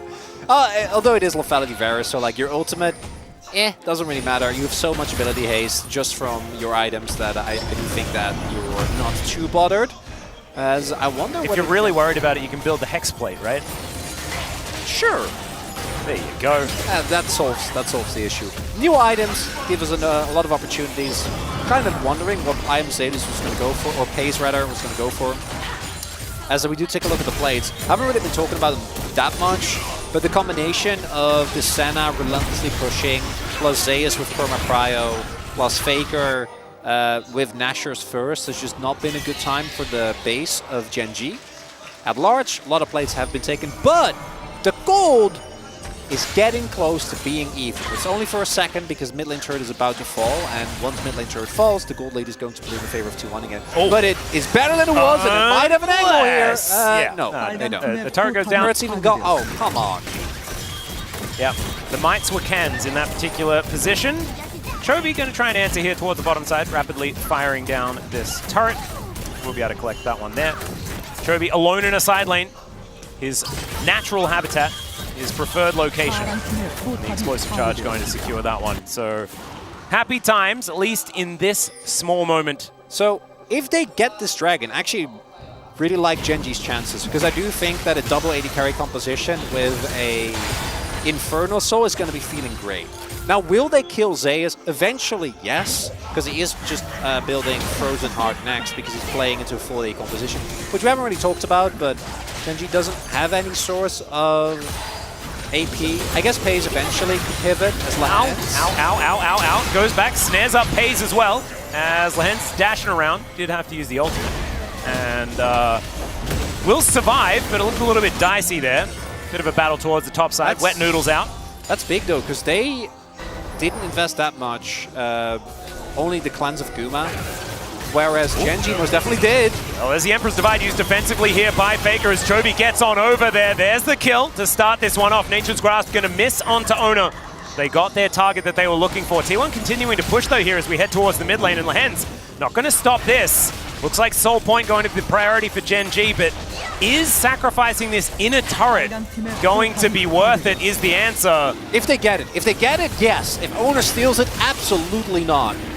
Well, Resonating Strike not going to come in, and the kick going to be used on Chovy just to get him out of there. Red buff now going to be looked at here by Owner, but look at this. It's an inhibitor turret and an inner. Guys, I'm going to say almost not worth, as Chovy going to bust a shot Gumayusi away. He has a blast cone there, all out going to be used by Keen here as he finds Carrier, and Carrier nowhere to go. Oh, flashes into the wall, that is not what you're looking for. Almost a double kill for Keen, as Gumayusi goes down as well, but the damage has kind of been done. No, I'm still calling worth. Your main carries are fed, you set up soul points, you do pay for it very, very heavily. I do like the call from T1 to just fully send it and not care at all. A little bit overzealous, but it ends up working out. But Gen G, if they get Infernal, so I think it's going to solve so many of the issues that they will run into otherwise. As we do see T1 wanting to contest here, I think looking for the collapse with their bot lane duel as well, but then Gen G calling their bluff, and the CC chain, once it starts landing, is really strong. Big heads off to the layering there, actually able to get Hazy's ultimate. Nicely done. And then here, Carrier and Guma, they knew what was going to happen. The moment that they kept pushing, not just for the inhibitor turret as well. Carrier, tragic flash, don't think he would have gotten out otherwise, but maybe with the little embers on the floor, it could have been enough. But at the same time, this feels somewhat similar to last game, and we all know how that one ended. So I'm not getting my hopes up just yet for a game, Atlas, but it's not looking bad. It's on the cards. I think it's still in the deck, you know? Look at that. He built a new item. It's opportunity. Yeah, there's an opportunity for victory. I don't... Oh, look at that drifting. Love to see that. Both Hubris and Opportunity give play-by-plays too much power. I don't like it. No. We would never do that. Me and Medic, both of us, never said anything that's not just the best. Just straight up and down what it is, you know? As we do have the Rift Herald charging into the inner turret, that is going to remain standing for now, but last legs just a little bit there. As Ona looking to steal away yet another buff, and does so. Meanwhile, in mid lane, or sorry, in any side lane really, Chovy doing some hitting structures and owners. Did do that. So the turret in mid lane going to be faring the same way as the inner on bottom side. But this is still the outer turret that Gen G have yet to deal with, and they don't have an inhibitor turret in the mid lane. So we've got some work to do. And they have a composition that does kind of like having some map control, setting up some sieges, being able to move your vision line forward, stuff like that. It is not something that they have the ability to do just yet. Getting set up around these areas is tough, as Baron's purple glare moving towards the pit, as Chovy almost avoids the Emperor's Divide. And basically, if you're wondering, Opportunity, there's two really cool new items. Hubris is my favorite, where every kill you get statues in base, and then the statues give you AD when you kill someone. Opportunity is kind of the opposite, where it takes statues away from your base? No, when you're out of combat for I think it's 8 seconds at a time, you get extra lethality. So it's great for poke. It's great if you're something like Rengar that deletes people in the first couple of seconds. Owner. Yeah, he is going to get CC'd forever and die. So that blue buff kind of costing him just a little bit there, as we could see, and in fact wasn't able to secure that either. You know, blue rotating around Gen G. I think that was because of the new rift. It just takes some time to get used to. Yeah, no, I completely agree. Chovy clearing out minions towards that top side. An opportunity to potentially get towards a Baron pit, but there is Scuttle Vision available for T1. So Gen G would be giving full information over. Taking this out of turret top lane, certainly going to be helping out though, and they might move towards a gold advantage for the first time this game. And it's not quite there yet, 200 gold, but not too much in it. I have a game on our hands, and it was looking a little bit off the rails in the early stages of the game. It's the first time they get a gold lead this LCK season now. Oh my, all of 2024? Yeah. As owner, it's Maokai, man. You can't contest your bot like that. He's trying. I mean, it's Maokai and everyone else. Well, yeah, but just Maokai alone should be enough reason not to try and take some risk there, because now we do have Gen G with control of this river, and if they get this Drake, could be potentially setting them up for an incredible position in this game. We do have Owner on a flank angle, and some big one-buff potential from Guma and Fake. We'll see if T1 can actually get it. Kane dashing forward, finds a Q onto Zeus. The probably least optimal target for him to hit with that one is Gen G. They slip back into Fog of War towards this Drake that has just spawned. And getting a setup around an objective is what this composition wants to do. As Canyon pretty far away from it for now. Nature's Grasp up and available once again. Let's fake it down to 50%. Owner lurking on a flank angle. They can push for inhib. Gen G needs to force. Yeah, Zeus just trying to be annoying in that front line. Owner can get the kick into the back line. Empress divide onto two as well. The Wombo combo's in. Lance tries to get it done, but there is no Varus. There's no Tristana. And T1 have found yet another one, but Keen trying to find it. Does get a decent angle, but the Neil is still up and available, and she does so much damage. Plan's trying to get to his base, but once again, it's the T1 team fight. Don't think the game's over as much as it was in game number one, but it's looking rough. Still looking bad for Gen G as T1 owner. This entire game has looked, not great, but it doesn't matter. That play right there takes away so much agency from Gen G. Disallows them to pick up a soul. As Zeus laughs at you are Maokai and Rakan, you're not doing anything to me. I'm really glad I didn't have to play-by-play any of that. Yeah, and thank you. And hopefully you won't have to look at that. Gorgeous. A free-man knock-up, immediate delivery of pace into the backline, and then crucially, Zeus and Kuma also ensure that pace, Chovy doesn't actually get to play the game either, because just getting pace isn't enough. You need to get both carries, and with that flank from owner, you simultaneously completely kill the front to back. Watching Varus, watching Varus. Also does help with Tristana's health. Focus Tristana, he says. Owner just knows. And it was beautifully orchestrated immediately. Faker was there with the sweep. Varus not able to play the game. And it's another teamfight win here for T1 in game number 2. It's not over. It wasn't the situation we had last. We did kind of lose our monitors here on the... They're back, never mind. Now I can see. Canyon does have a cool KDA though, which I do feel obliged Is to call out. Secret Agent Canyon. Will that mean that he can infiltrate this Baron pit? Sure. And unlike last game, I do want to reiterate, I do think Gen G is still very much in this game, but with fights like that, you do have to be worried about the angles that T1 seems to see that no other team can consistently find. And it's the flanks that I think Gen G is really going to have to keep watching carefully. They did have an idea that Owner was in the general vicinity. He was spotted earlier on. I think he also used a Scryer. But if you lose track of him, if you lose track of Faker, these big teamfight ultimates can be used so easily on pace. Varus, as we all know, if no one gets to him, he's quite strong. But even with Flash, if they ever get on top of you, you're in deep trouble. He hurts, though. He certainly does. He needs to be able to... Oh, Carrier in a little bit of trouble, gets Buster shotted away. Keen not able to find the Q. Now Nature's Grasp comes in.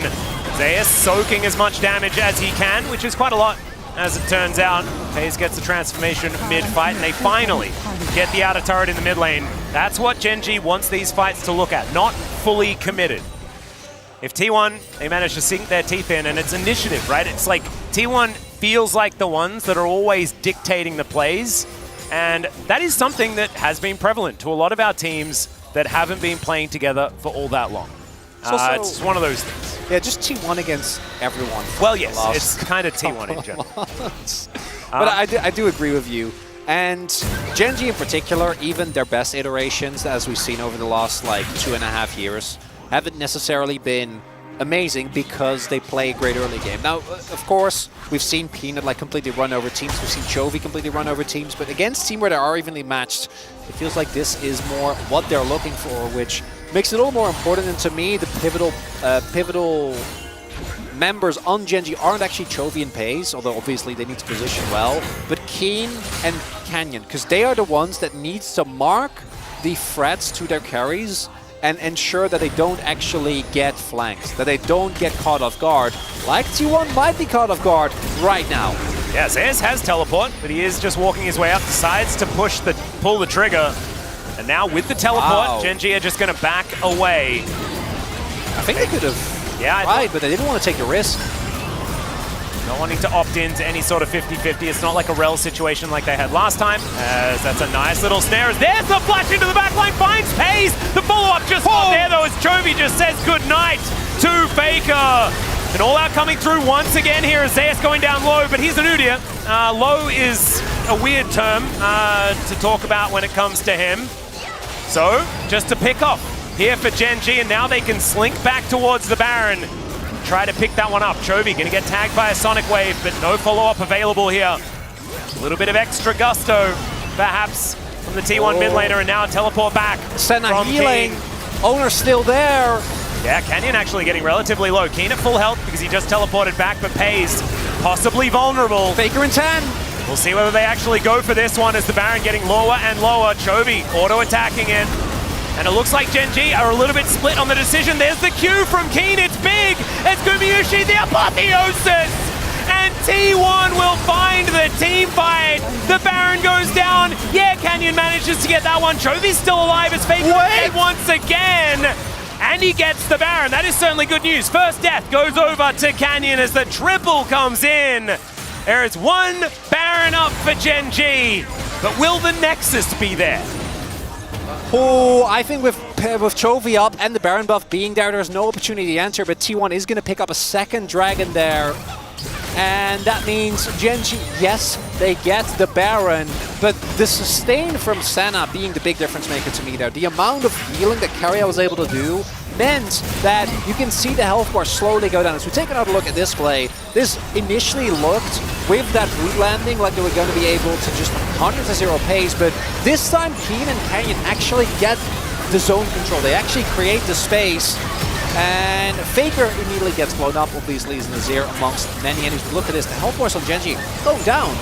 But for T1, they're basically staying the same. Zeus does so much work, and even though Gen G is able to get themselves the objective of taking down Owner, the team fight is won.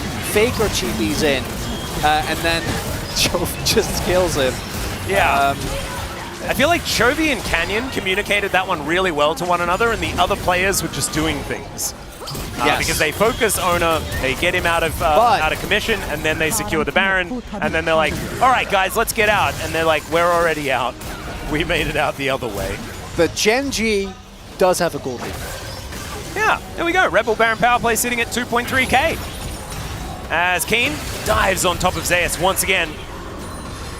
The wet noodle fight, really epitomized by these two gentlemen on the top side of the map. Should have built a Rift Maker. Should have built Leandros. I want to see that one. Not to be the case, though, as Chovy taking a little bit of damage here. Keria continuing to stack further and further on this Senna. Zeus moving into frontline position as the defense continuing to come in here from T1. Buffed up Siege Minion to be taken down there by Faker thanks to the Sand Soldiers. He is going to be standing back. 3 items. Oh no. The Band Scepter coming in here as Owner looking for that flank angle. Gen G, there's the Nature's Grasp. Everyone lining up behind the Udyr as the explosive charge does so much to Gumayusi. Dawning Shadow comes in. There is the Udyr going down, I'm sure. As Grand Entrance comes in, they pick off Faker once again. It's a double for Chovy, and Gen G may have just found it. They may have found another game as Gumayusi tries as he might, but it's not going to be enough. And Chovy now is on the onslaught. Structures, they bother him, and he is just cutting them down where they stand. 7-2-6 on the Tristana. They are not stopping here. First Nexus turret going to be taken down. Explosive charge doing so much damage. Owner and Keria, I just don't think they're going to be able to stop this. As Gen G now getting to work on the next Nexus turret. In goes Owner looking for some sort of kick, but doesn't quite find it. Chovy able to take down Keria. And there goes the Nexus. We're going to a third game. And Gen G are taking us there. We can pivot a little bit in draft, but we also had a very real shot of winning that game. Oh yeah. It's not like it was unplayable. It's not like the counter pick from Gen G was so pivotal that it ended up being a really big detriment. I'd argue that the counter pick didn't really matter that much. Obviously, Tristana came kind of out of nowhere, but that alone isn't really going to convince us that we need to swap sides. So T1, I wonder if they still open up with the Azir. Faker has definitely been very happy to play make but on the Nico, it felt like the impact was a little bit more hit as opposed to hit or miss like it was with the Azir. Yeah, and I think he still found a few of those plays, and you can understand that Faker pretty keen to go back to it and find some redemption this time around. It might be that they're going to be facing down a very different composition or a very similar composition, because this is looking very similar to game number 1. So Varus would be the lock-in, and Rakan would come in next, and immediately Canyon is going to take that one away. If we're following suit, it wouldn't be legit. It would have been the Lee Sin. We're going to need a draft redo, because that was supposed to... never mind. Jim Bard is really good. Jim Brad, a classic. We are very split on this casting desk about whether or not this constitutes a good bot lane. I personally like... I like Bard. I like both. Oh. I think that Jhin does actually provide a great amount of activity with the Bard. You can follow up on the stun very nicely. You can follow up on the ultimate very easily. Bard also really strong into the immobile carry on the opposing end. And that is the same for Yone. Chovy sees an opportunity and grabs it. Jhin is not going to have a great time facing off against this Yone come mid to late game. And it really is feeling like so much of what bot lane is supposed to offer, even though we did see the Aphelios games. I feel like the Aphelios Milio combination is kind of the exception. It's just been about what utility can you offer, right? And I do think in that light, the Varus makes sense. Probably going to be poke Varus again, although maybe he wants to go on hit depending on whether or not T1 is going to go heavy on the front line. So it depends on whether we see an Udyr ban here. I think if Gen G are saying, don't really care too much about that one, or we don't want to deal with it. Well, Poppy going to be the final ban here on Gen G's side. Understandable, there are a couple of dashes that are pretty important here on the side of Gen G. Of course, Lehens has a very bad time against the Poppy. So not going to see that one. I like that T1 pivoted to banning really old junglers that have been kind of phased out from what we've seen so far in 2024. Next, right? Because like that is the vibe that Canyon's really been going with. It's almost like Coach Kim took a timeout in 2022 and just went back to his notebook that he was like in the middle of writing at the beginning of 2022, and he's just like back to it. May as well go for it. Well, the Nocturne going to be taken away here, and Udyr going to be considered and picked up here for Kane. He's the one that gets to have a good time this time around, and it's now time to delve into his solo queue to see what he's been purchasing on the Udyr. Is he going to be yet another secondary Udyr player in a series that builds one singular damage item and does a singular bit of more damage? I don't want to be the guy, but the only players that have gotten POG so far are mid laners. And you know who the one exception is? Dun, dun, and you know why? Because he built... Rift. No. Cannon comes out... I'm not even... You almost... Not even going to finish the joke. Cannon comes out here, one of Zeus's comfort champions, and obviously should have a really good time. Bel'Veth, I think, in theory is really strong, but we've seen the Bel'Veth really struggle come mid to late game with the...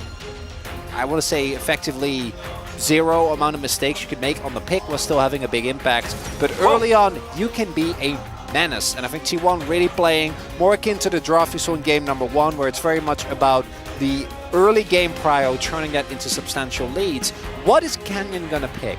Because if he picks Maokai again, it would make sense, but it would make me very sad. I want to see something that matches this, and we know he has a deep champion pool, but this is the new Canyon, everyone. He is playing with Chovy, he is playing with, I guess King is also playing a tank, he's playing with Pace, he knows his place, and it is playing Maokai for the second game in a row. He is being a tree. He is. The ults were good though, and they won, so I don't know, you can't really fault it. No, you can't. You may not like it, but this is what peak Canyon looks like, you know? Yeah! I do like the massive change-up in everything except for mid lane for T1. Really is a very different looking composition. This time, Zeus going to be dash cannoning in to try and get everything done. As Coach Kim and Tom going to bow to one another, of course, Coach Kim formerly on T1 for a little stint. As, of course, been with many, many teams here in the LCK. Was kind of odd that he wasn't here last year or for most of 2022. Has come back. Is that at like Lehen's shrine? I don't know, but it was great. I loved it. That was definitely a strange thing. Is that Carrier holding up a I think Gen G player. No, I thought it said owner on the back, but maybe it was Chovy because it didn't look yellow. Yeah, it did look yellow. Yeah. Maybe it might have been Chovy. They did used to play together. There's something there. Not entirely sure. Kind of fun T1 composition though. They have a lot of damage. Sort of carries coming out of everywhere. I mean, even Brad should be building rapid fire cannon. Am I right? Long range meep slap. You love to see it. Gen G a little bit more stock standard on the composition. Let's see how it goes. We hop into the Rift for game 3. 소환사의 협곡에 오신 것을 환영합니다.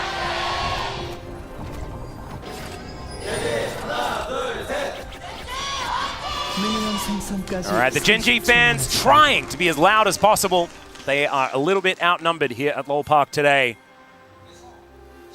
Didn't stop them from taking a victory in game number 2. We'll see whether they can use that momentum to move towards a victory.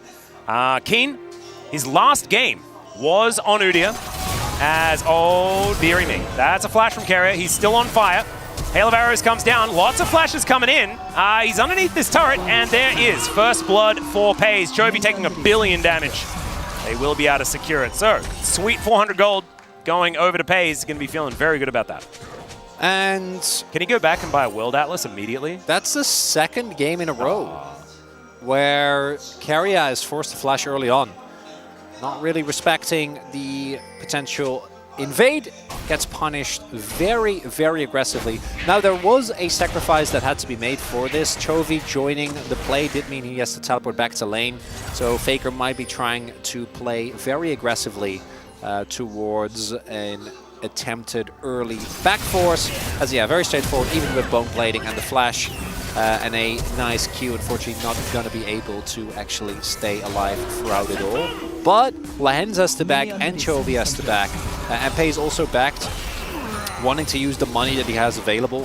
So I think immediately T1 might not be in the worst of spots, but it's definitely going to be a big gold swing towards the opposing side. And particularly with Lethality Varus, him getting accelerated can make your early to mid game very obnoxious. I also think that Jhin Bard, while it's a really good lane, I feel like it can be a bit swingy. Yeah.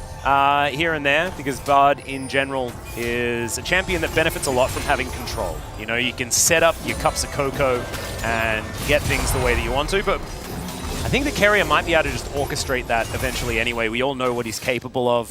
His cosmic bindings, the one from Worlds that we all remember, absolutely extraordinary. Getting that Q flash to really line up.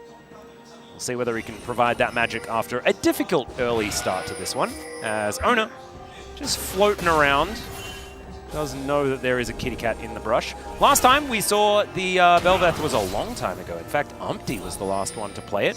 Now no longer in the LCK as Fake has to flash. Evening out the flash count here are Gen G. And Gumayusi realizing that FaZe doesn't have a whole lot of friends, but he's not going to win that trade. My goodness, that piercing arrow really doing a lot. It's like Lehens never left, still staying in mid for an unreasonable amount of time. Carrier is joining him as well, as we do see Chovy's win rate on Yone, unsurprisingly, absolutely insane. And also Guma went for Dark Harvest, so we'll be going, which was to be expected. Lethality has been the main flavor for the Jhin, but Dark Harvest you really ensure that it is really going to be all about that long range. So both Guma and FaZe going to be looking to try and get the most value while not getting in range of any of the mean Bel'Veths or Yones or Udyrs or Azirs on the team. Yeah. As we're just 2v2ing mid now, I guess. Yeah, seems to be the thing. It's an odd one. As we get Carrier to move on in here as well. Canyon is going to be fighting against Ona, who is a little bit outnumbered. As Lehens and Chovy moving on in. Scryer's Bloom show exactly what's going on. Ziggin and Zaggin is Ona trying to get himself safe, but it's just not going to work out. Knocked up and destroyed. Canyon going to be able to grab that one. That is going to be the second kill for Gen G. I almost said first blood because, Carrier dying at level 1 there, not to be expected. That is 2 early kills here for Gen G. And an attempt from T1. I don't know if it was trying to bait Gen G into some early play that didn't work out, or if they thought that they had the man advantage because Carrier was there. I think Lehens was still on vision as Canyon, he's not done. Zeus He is a Lethal tree. tempo. Wait. Tree on a mission. You can't lightning rush out of that one, as Keen is relatively low, but there is a big old fiery storm around that small lightning rat, and he's going to be taken down. 3 now for Genji. Atlas, this is AD Cannon. He went lethal tempo and hell Berserker yeah. Greaves. Oh, that's even better. Isn't that, it's perfect, isn't it? You know, Reckless comes to Korea. It has to And be. now we're building AD cannons all over the place. We're mid 2v2ing still. Yeah, I guess.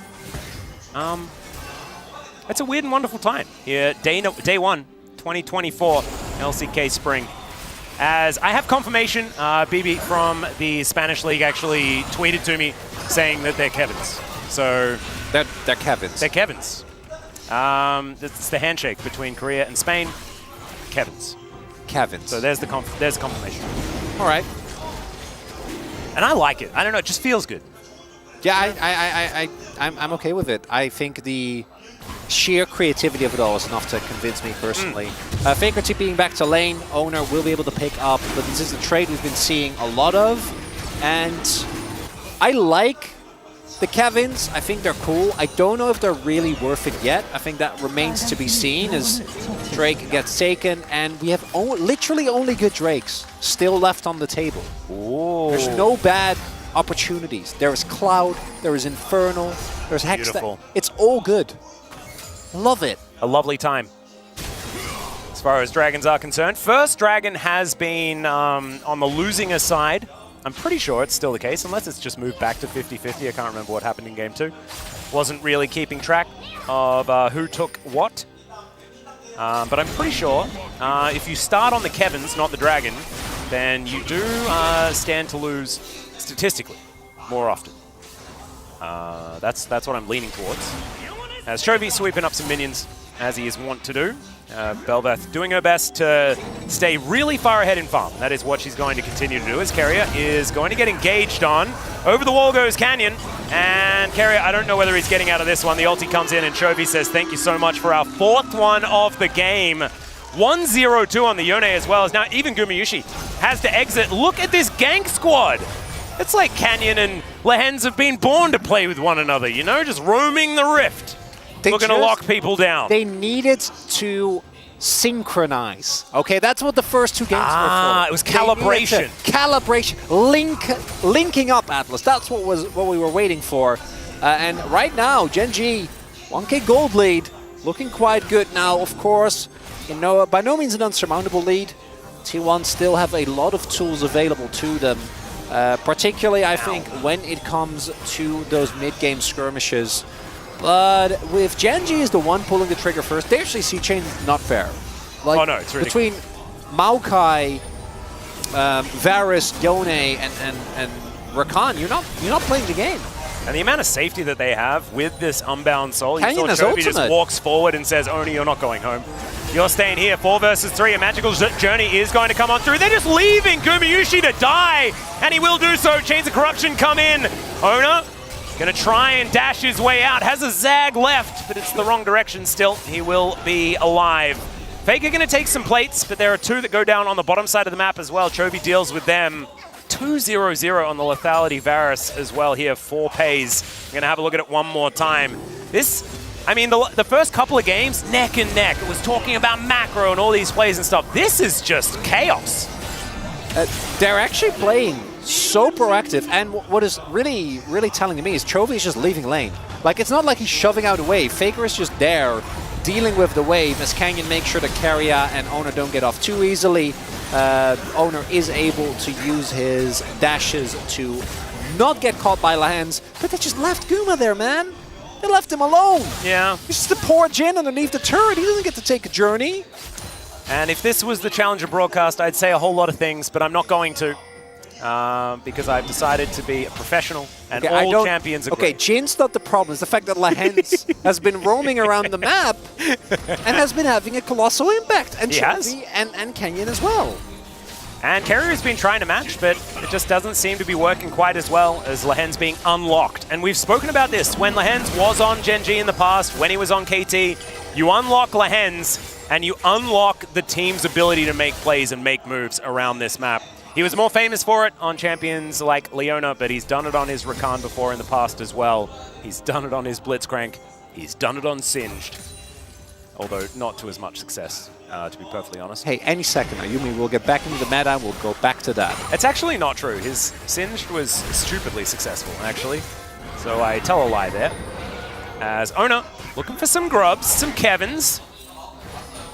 Getting to work here. Zeus going to move on down. Lehans has found a position here as they get a knock-up onto Canyon. He's pretty tanky, but Ona now. Oh, he's given a magical journey. There it is. Canyon picks up that kill as Chovy's in trouble. Gets a shield, tries to get out, and he does. Oh my goodness. But the Kevins go to T1. And that is definitely a big deal. Ignore this if you're a T1 fan, because that means that it's going to be a very dangerous Varus on the bottom side of the map. But getting Kevin's control is certainly good. So yeah, that's cool, but what happened with the magical journey is question number one. I'm not so sure. And secondly, Paze is gonna get a full turret Atlas. Yeah. It's 20 CS, 2 kills. I don't even want to know how many plates up against his direct opponent. Oh my goodness, the full thing. Oh, okay. Well, Keen now gonna get on top of Zeus to the best of his ability. Looks like Keen going for the same build as well. Yeah, it makes me a little bit sad. So the one thing I do think is important to note is that unlike normal Cannon, which especially early on, the poke is extremely obnoxious to deal with, and it can be really impressive. We'll talk about 2.1. God. I know you don't like Jin, and you know what? I don't think it was his fault, but in this game, we're not going to be seeing a whole lot more of this Jin. We're not. I don't think we're going to see it.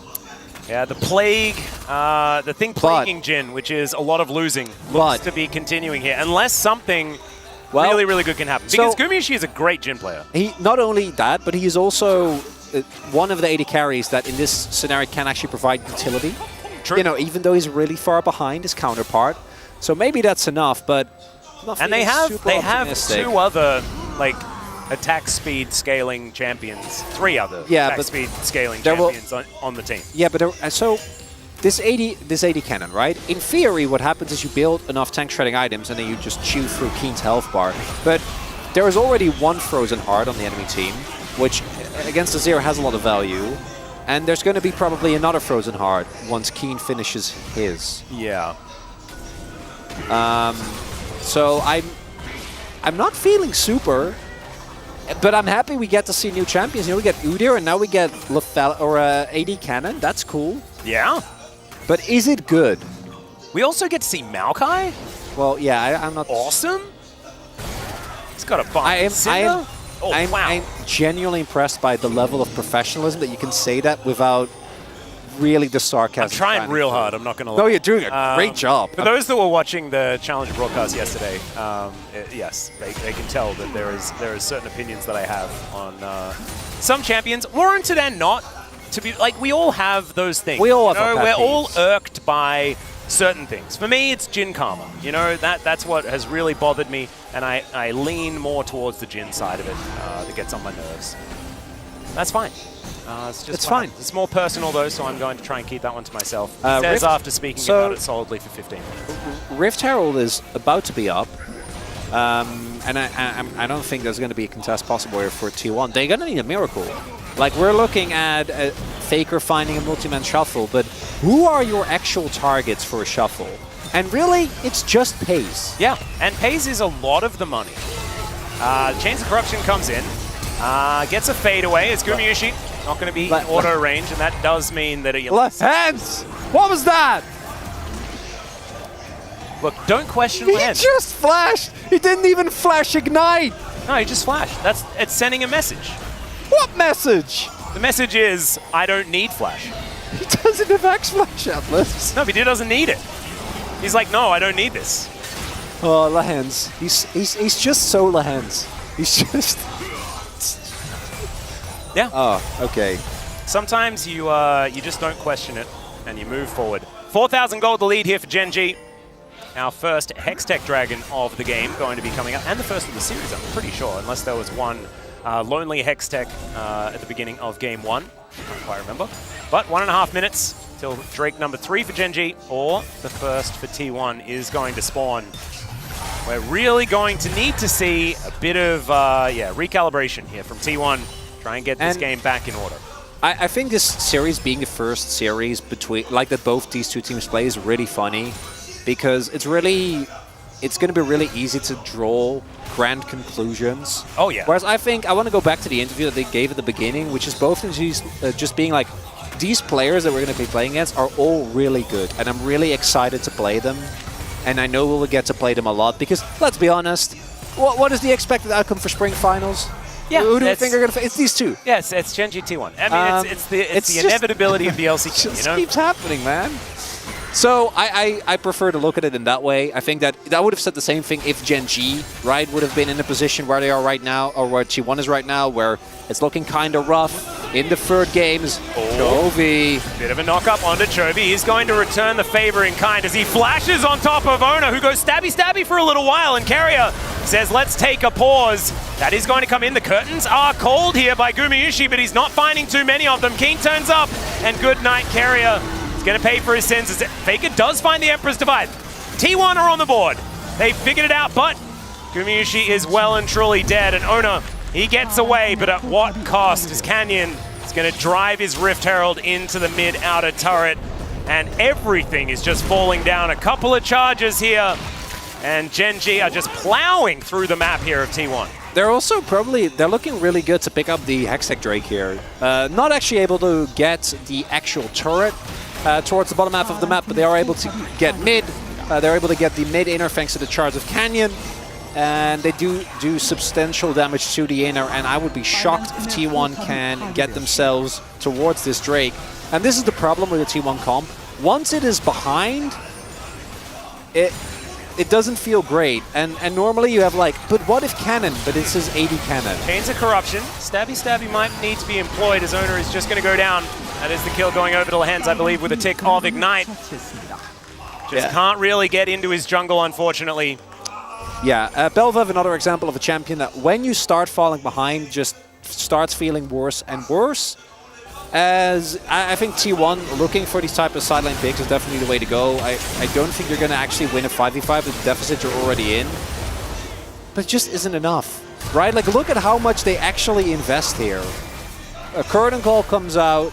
They're sending everyone towards the top side of the map. And it's just... Oh, no. This Fervja doesn't even hurt Chovy. Yeah, and then Gumayusi gets flanked by Lehens. Yeah. And then stabbed.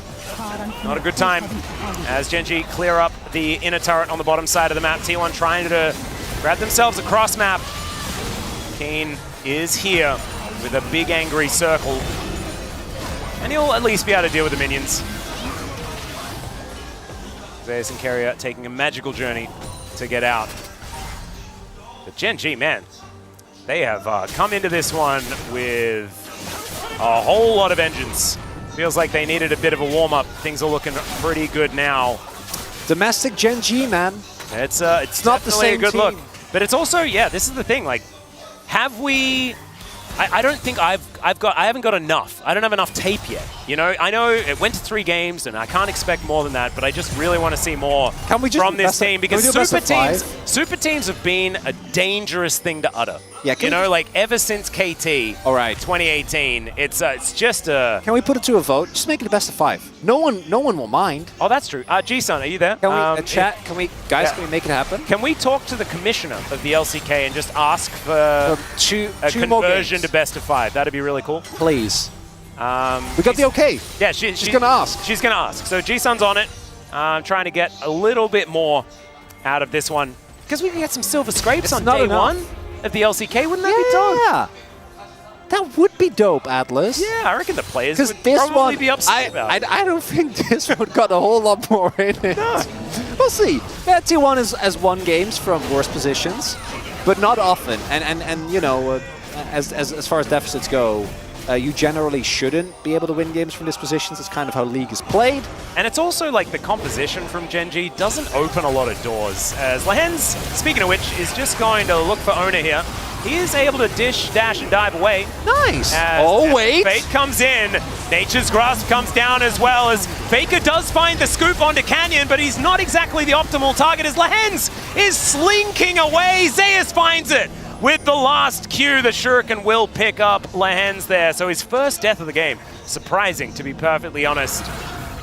And Ona now going to grab himself a little bit of an upgrade there with the Scuttle Crab going down. So some positives coming out here for T1, but they have to work so hard for that one. They're going to have to need a whole lot more of that.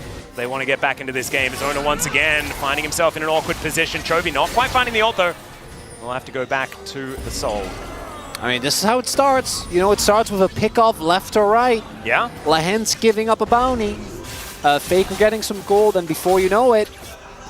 No, I don't believe yet, but it is something. As now Cleaver done here for Owner. We're taking another look at this play. Pace's general play on Varus, I think, has been awesome. His ults have been... Chains of Corruption have been a little bit, you know... They've been hit or miss. The real... 2012 yellow P. The hidden POG here, or what really sells this for me is Canyon's ultimate, right? Like, I know we have gotten really sick of how incredibly impressive Maokai is. I'm pretty sure there is some bad things about to happen to the T1 members. Yeah, Owner is just, he's flapping away. Yeah, he realizes that there's nothing he's really going to be able to do about this one. Faker is going to die. Pays now could be in trouble though, as a Tempered Fate not going to land on top of him, but that's Owner collecting the kill. Hey? That is a big old amount of gold for the shutdown as well. And hey, do note, there is actually a way for Faker to get immediately back to the fight in 25 seconds. When he's up, he can TP back. Whereas for Pace, that isn't the case. That's big. Yeah, true. This sounds like, and we joke, but it was a, what, 8K, between 6 and 7K gold lead? It was. It's getting smaller. You know, 2 more bounties, one on Chovy, one on Canyon. And I think a lot of it will come down to what happens at the next dragon that's going to be spawning any moment from now, as we have a look at Faker getting picked, but the more important pick is Pays going down, right? Because he is the one holding all of that gold. He's the one that has the bounty. As Carrier was actually the one that started this one off by walking into the darkness, but he gets out. Pays not so lucky. Jhin value as well. Oh, love to see it. That's all right, T1 trying to deny this one. This is Hextech Soul, this is big. As Keen gets in there, Magical Journey to get them out. Somehow it's Carrier that secures the Drake. Big win for T1. Just trying to, was that just a meep slap? Bard's overpowered? Gotta imagine it was. Even without him going for the rapid fire cannon, still doing great here. Love to see it. And Gen G still in a firm lead, still have a really strong 5v5, but starting to be on the receiving end of a couple of small losses now, not really turning into anything big yet. But the gold can swing extremely quickly if they lose like one fight where they lose 2 members, T1 doesn't lose anything, and they give up a turret or 2. There's bounties on the map. Yeah, that's the crazy thing. Really got to be careful to not give T1 an angle back into this game. Still don't think that is the case, but one pick, you know, Canyon going down, Chovy going down, could happen. Looks like Chovy has not let go of his ways, seemingly going towards a more, at least semi-tanky build. We'll see what that Chain Vest is going to end up turning into. Already has his... he at least has Shield Bow instead of going straight Sunfire Cape second. Yes, which is big. Opportunity here again for Pace. Yeah, Swifties as well. You love them. I'm just a huge Swifties fan, so very happy about that. Same. Keen with the cowl completed on his Udyr. So 2 items also for both Owner and Zeus. Zeus starting to get to the point where he is going to be a auto-attack machine. Do you go Shiv? I don't know. Kind of. I'm curious to see what he'll end up going. He used to. The AD cannons that we used to see used to be Shiv. Yeah, because that was when everyone who could build Shiv of build course. Shiv. Because I imagine you don't want to use your E to wave clear, because it is also your best escape tool, but we'll see what Zeus ends up going with. Oh, lands. Possibly caught out, but no, it does have the Grand Exit. It's out of the way of Owner. Gen G still with map control, still with 5 turrets to 1, which is a very big thing here. Captive Audience going to be procced here by Lehens. They are just going to clear out these traps, clear out these wards, try and make the map as dark as possible. I think getting towards a Baron, trying to take that one down, is going to be important here as Keen moving towards this bottom side. But the Baron damage isn't super high for Gen G. Oh. I'd argue it's low, in fact, because they don't have Keen, and even if they do, he's not building any of his carrier. Oh, carrier could just be caught out here, and there he goes. Chovy collects it. Once again, just finding these pickoffs are Gen G. Looks like they've gotten back off onto the front foot once again. As Gumayusi actually moving towards the hands once again. That knockup not going to land. That's T1. Find some vision once again. And Keen, just in a side lane. Being frustrating.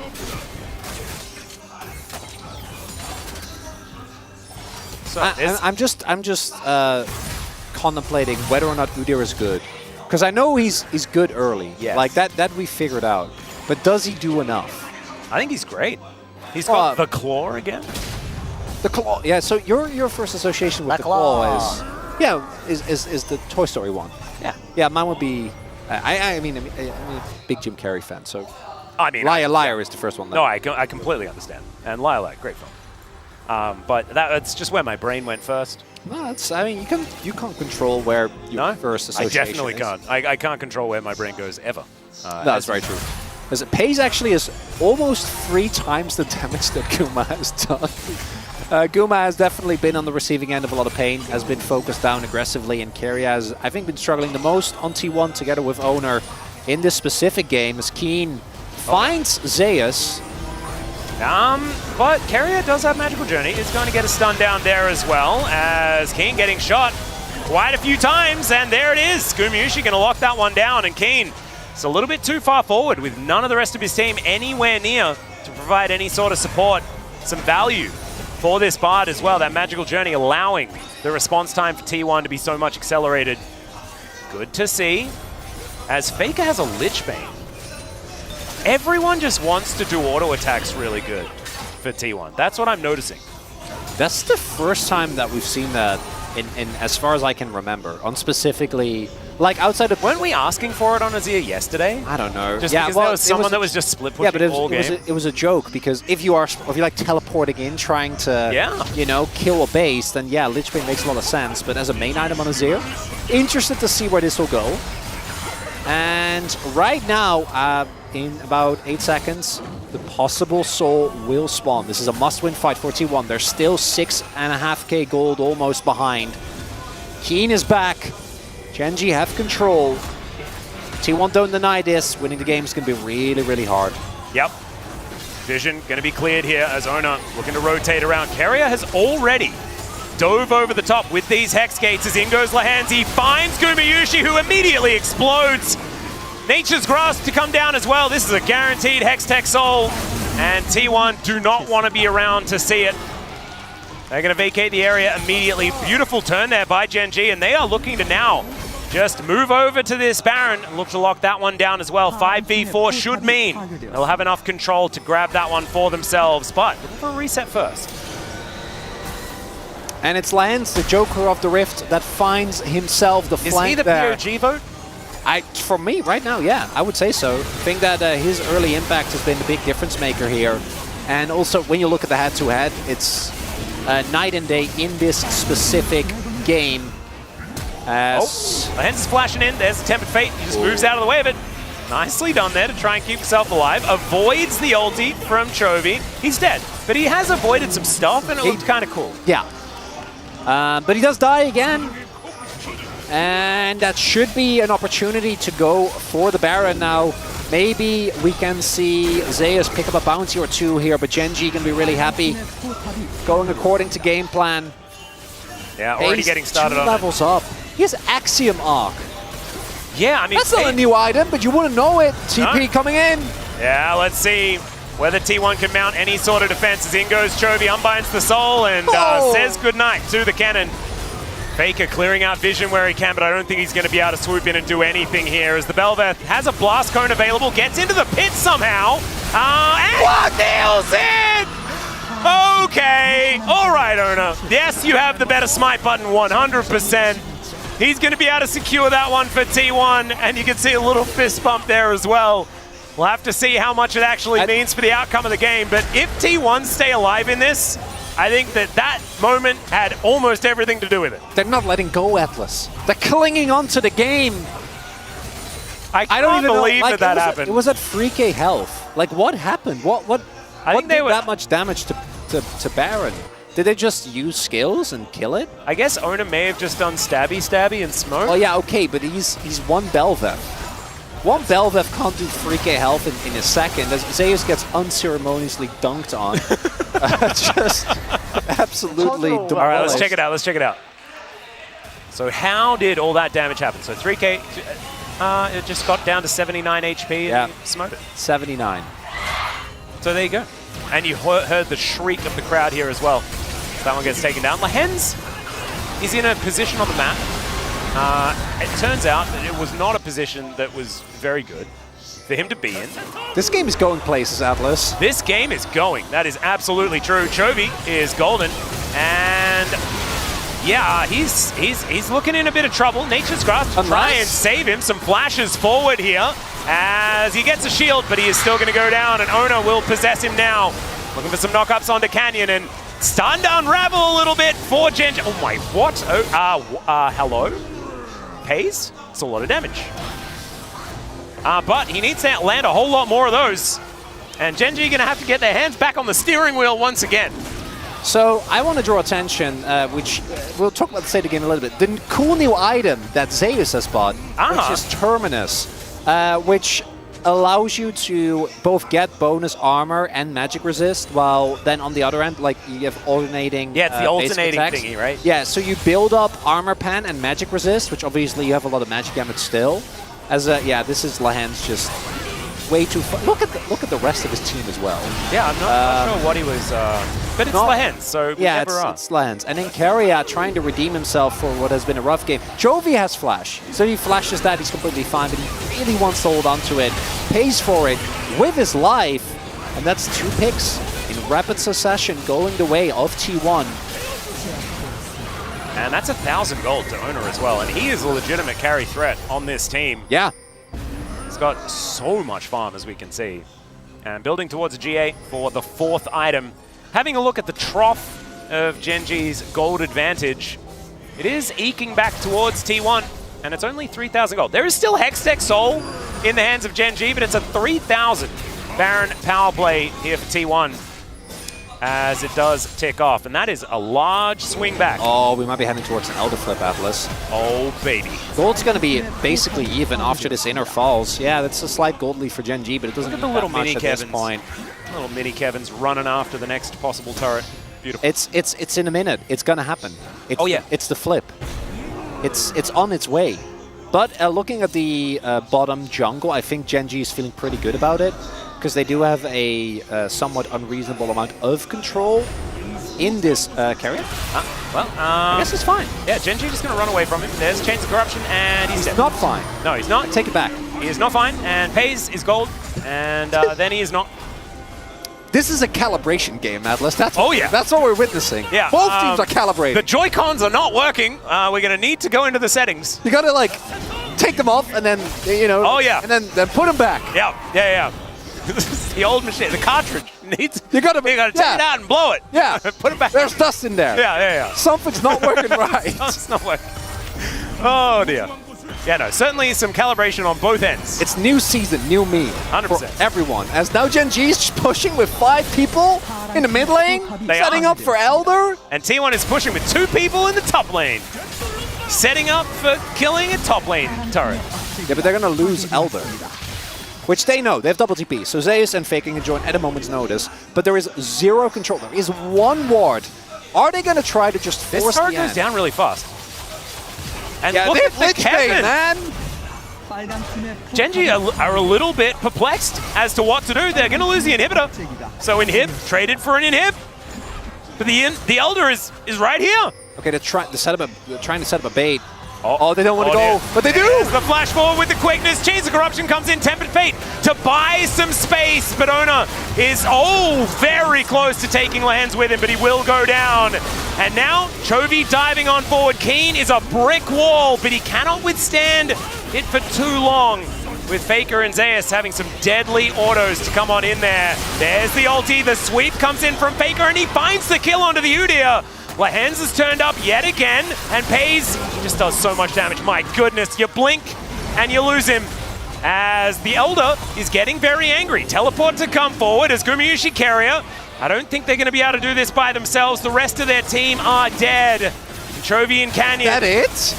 They are looking to take this one down. Lehens and Pace hot on their heels. So it will be the Elder. Exodia on the table. 15 seconds until Baron.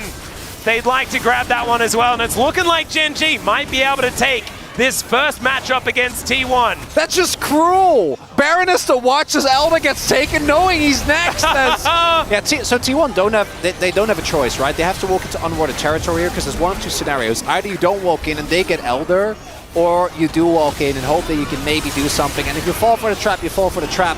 Faker and Zeus try their best, but as soon as they're on top of the cannon, he just goes down in a matter of seconds. With the Hextech quick rotations, or the Hextech Rift or the quick rotations, no problem whatsoever. And with Elder there, T1 just has to sit and turtle, can't actually match. And you know what, maybe a death cap on Faker is going to be something. They do stall for a little bit here, but this is just a timeout and Elder buff. Do you think that Lehens bought a Force of Nature just to show everyone that he is in fact a Force of Nature? Really the only explanation that makes sense to me, yeah. Yeah, I think that's it. Well, he's also, yeah, because he's only playing into Auto attack Faker. champions. Well, they do have double first nard as well, so they're covering all bases, so they always come out on top. As a Rebel Baron power play here from Gen G, starting off at just 1500. We'll see what they're able to do. Mid lane inhib is down, but that alone is not going to be enough, because Gen G still need to actually win the game. Oh yeah. And they only have a minute left on the buff that I think is the most important. Because well, the wave clear is they have to really win two more games, right? Because this is a best of 5 now. Oh yeah, very good point. We had the confirmation. Well, no, she was going to ask. We didn't get confirmation that was going to happen. We have. She forgot. Okay. So Jisun just let us know she has forgotten. Well, this she will game now go and get confirmation. Yeah, this game has been good though. Yeah, and this game has at least 20 minutes left. At least. A lot of twists. She's got heaps of time. Heaps of time. As Keen making his way out of base, he has got some items. A lot of them providing him with... Death kept on for Faker. Crypt Bloom there as well. Whoa. They are likely going to lose 30 this. seconds. They the amount gotta of get this siege up. potential is just absurd. You have Nature's Grasp available. It's so hard to engage onto Gen G. See whether T1 can find any sort of way. 20 seconds. Well, Ona down so incredibly low. And yeah, like you're talking about, it's all about the Elder. You engage onto that, and you just can't really do anything about it. As, a possible pickup onto Chovy has to flash away. Lance is going to be taken down. Zeus now with the ultimate ticking. He does fall down, but the Empress Divide comes in. Keen is just gigantic. It's very difficult to take him down as Canyon's going to be eviscerated. Pays does a lot of damage, but he needs a frontline, and T1 hold on. Faker I told you, 20 minutes, Chronicler. Faker can teleport towards the top wave, but alone I don't think he can push. With Pace still alive and Baron buff being there. But Inhibitor goes down, but that's the end of the Baron power play, and no possible end angle for Gen G, so we're gonna have at least another opportunity. Oh, second Elder? I think we're heading towards second Elder for sure. So what is happening here is the setup that comes through initially doesn't look like it's really going to be enough. And then it's the Bard Q that sets up the CC chain that almost kills Chovy. Crypt Bloom healing the rest of T1 so they don't immediately get boomed. Zay is buying a lot of time. And then Pace is lucky. It's good that he hits Owner there, because if Owner ends up staying alive as well. 기회 있어. 좋아. 여기까지. We've got another chance. We've got another chance. They do. They're still in it. Scramble back. Are we okay? It's fine. Yeah. Pace has died once this game. He has. He's managed to make it out Make it out alive. a few times. Gen G still with all of the control. They should still be the team favored to win. Yes. Currently with a 6,000 gold lead or thereabouts. As well. Oh, Anathema is now completed for Keen as well. Who do you put it on? They have 4 carries. Based on his itemization, it's got to be Faker. Or it's Zeus because of the 1v1, but I imagine it's Faker. Yeah, I'd assume so. Because Faker does a lot of damage, Atlas. Oh, yeah. Canyon. All right, throwing some kitty cats over. There is the ulti. Ona going to zigzag away, finds the knock-up as the tree is going to be stilled for now. They are not able to protect their inner turret. Faker's pushing by himself, though. Yeah, trying to pick up some more bounties. They need a buff. They can't alone deal with this. All right, Tempered Fate is going to stop the teleport. That means the Faker is able to take down the inner turret. He could look for even more here. As the mini Kevins making their way in, There's Faker no is TP. just going to destroy The Lich this. Bane! He's had the Lich Bane this whole time. It's been there in his inventory. And the Udyr makes it back, but Faker is long gone. Gary has the flash. Big cooldown gone. That might provide an opportunity for Gen G. All right. T1. It's hit and run, Atlas. Oh, they are going for some sneaky tactics. They don't get the inhib, though, crucially. That would have been potentially setting them up for an end where both Zeus and Faker can teleport. I don't think they got a ward either. As Pays, no boots. He has no shoes. Only gameplay. Oh, yeah. He is collecting now. I don't know whether that would have been my final item, but maybe it had something to do with the amount of gold that he had at the time. Just wants as much lethality as possible. And he's going to do a lot of damage. That is absolutely true. And now Genji setting up 20 seconds on the Elder, a minute on the Baron. It's one team fight. That's all it's going to be. But Gen G should have the advantage. They have full control of the map right now. Bot lane inhib still pushing supers for the next minute. My So goodness, they look should at be able to this. just start this up. There are just so many items on everyone. Carry does have ultimate, though. And I don't think there's going to be a way to deny him. They don't even sweep out the pit. There's just full vision of this. Well, this Elder is dead. It's just gone. It's really gone. Oh my god, that was so scary. That was so scary. Okay, Emperor's Divide coming on in here as Chovy gets over the wall. Faker does go into his Zhonya's, but look at even the hail of arrows tearing them apart. No! Faker, oh, he gets eaten by the dragon. Is now Keen and Zeus fighting, but Zeus is actually winning out on this one. Yet you can have your Elder buff. They need to match Zeus. They can't actually do anything.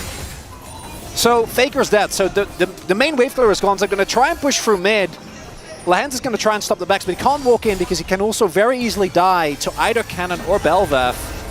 There's no Baron buff, mind you, so Gen G needs to start an actual fight or poke T1 down. They do have Hextech, Soul, plus Elder buff. Second Elder buff. Yeah. They don't have Baron just yet. They can back away and get that if they really want to add to it. But Ona could be caught out of position. Pays with his a million items. Raining down the arrows. In goes Lahens once again. There's the Wombo combo. They've taken down the Bel'Veth as well. And I think this is the last gasp for T1. The last one's going to be an ultimate landing from Pays, which is a pretty beautiful way to end it here as the last Nexus turret will go down and the Nexus will follow. Gen G, after having so much control all game, it was an extraordinarily long one, but they got there in the end.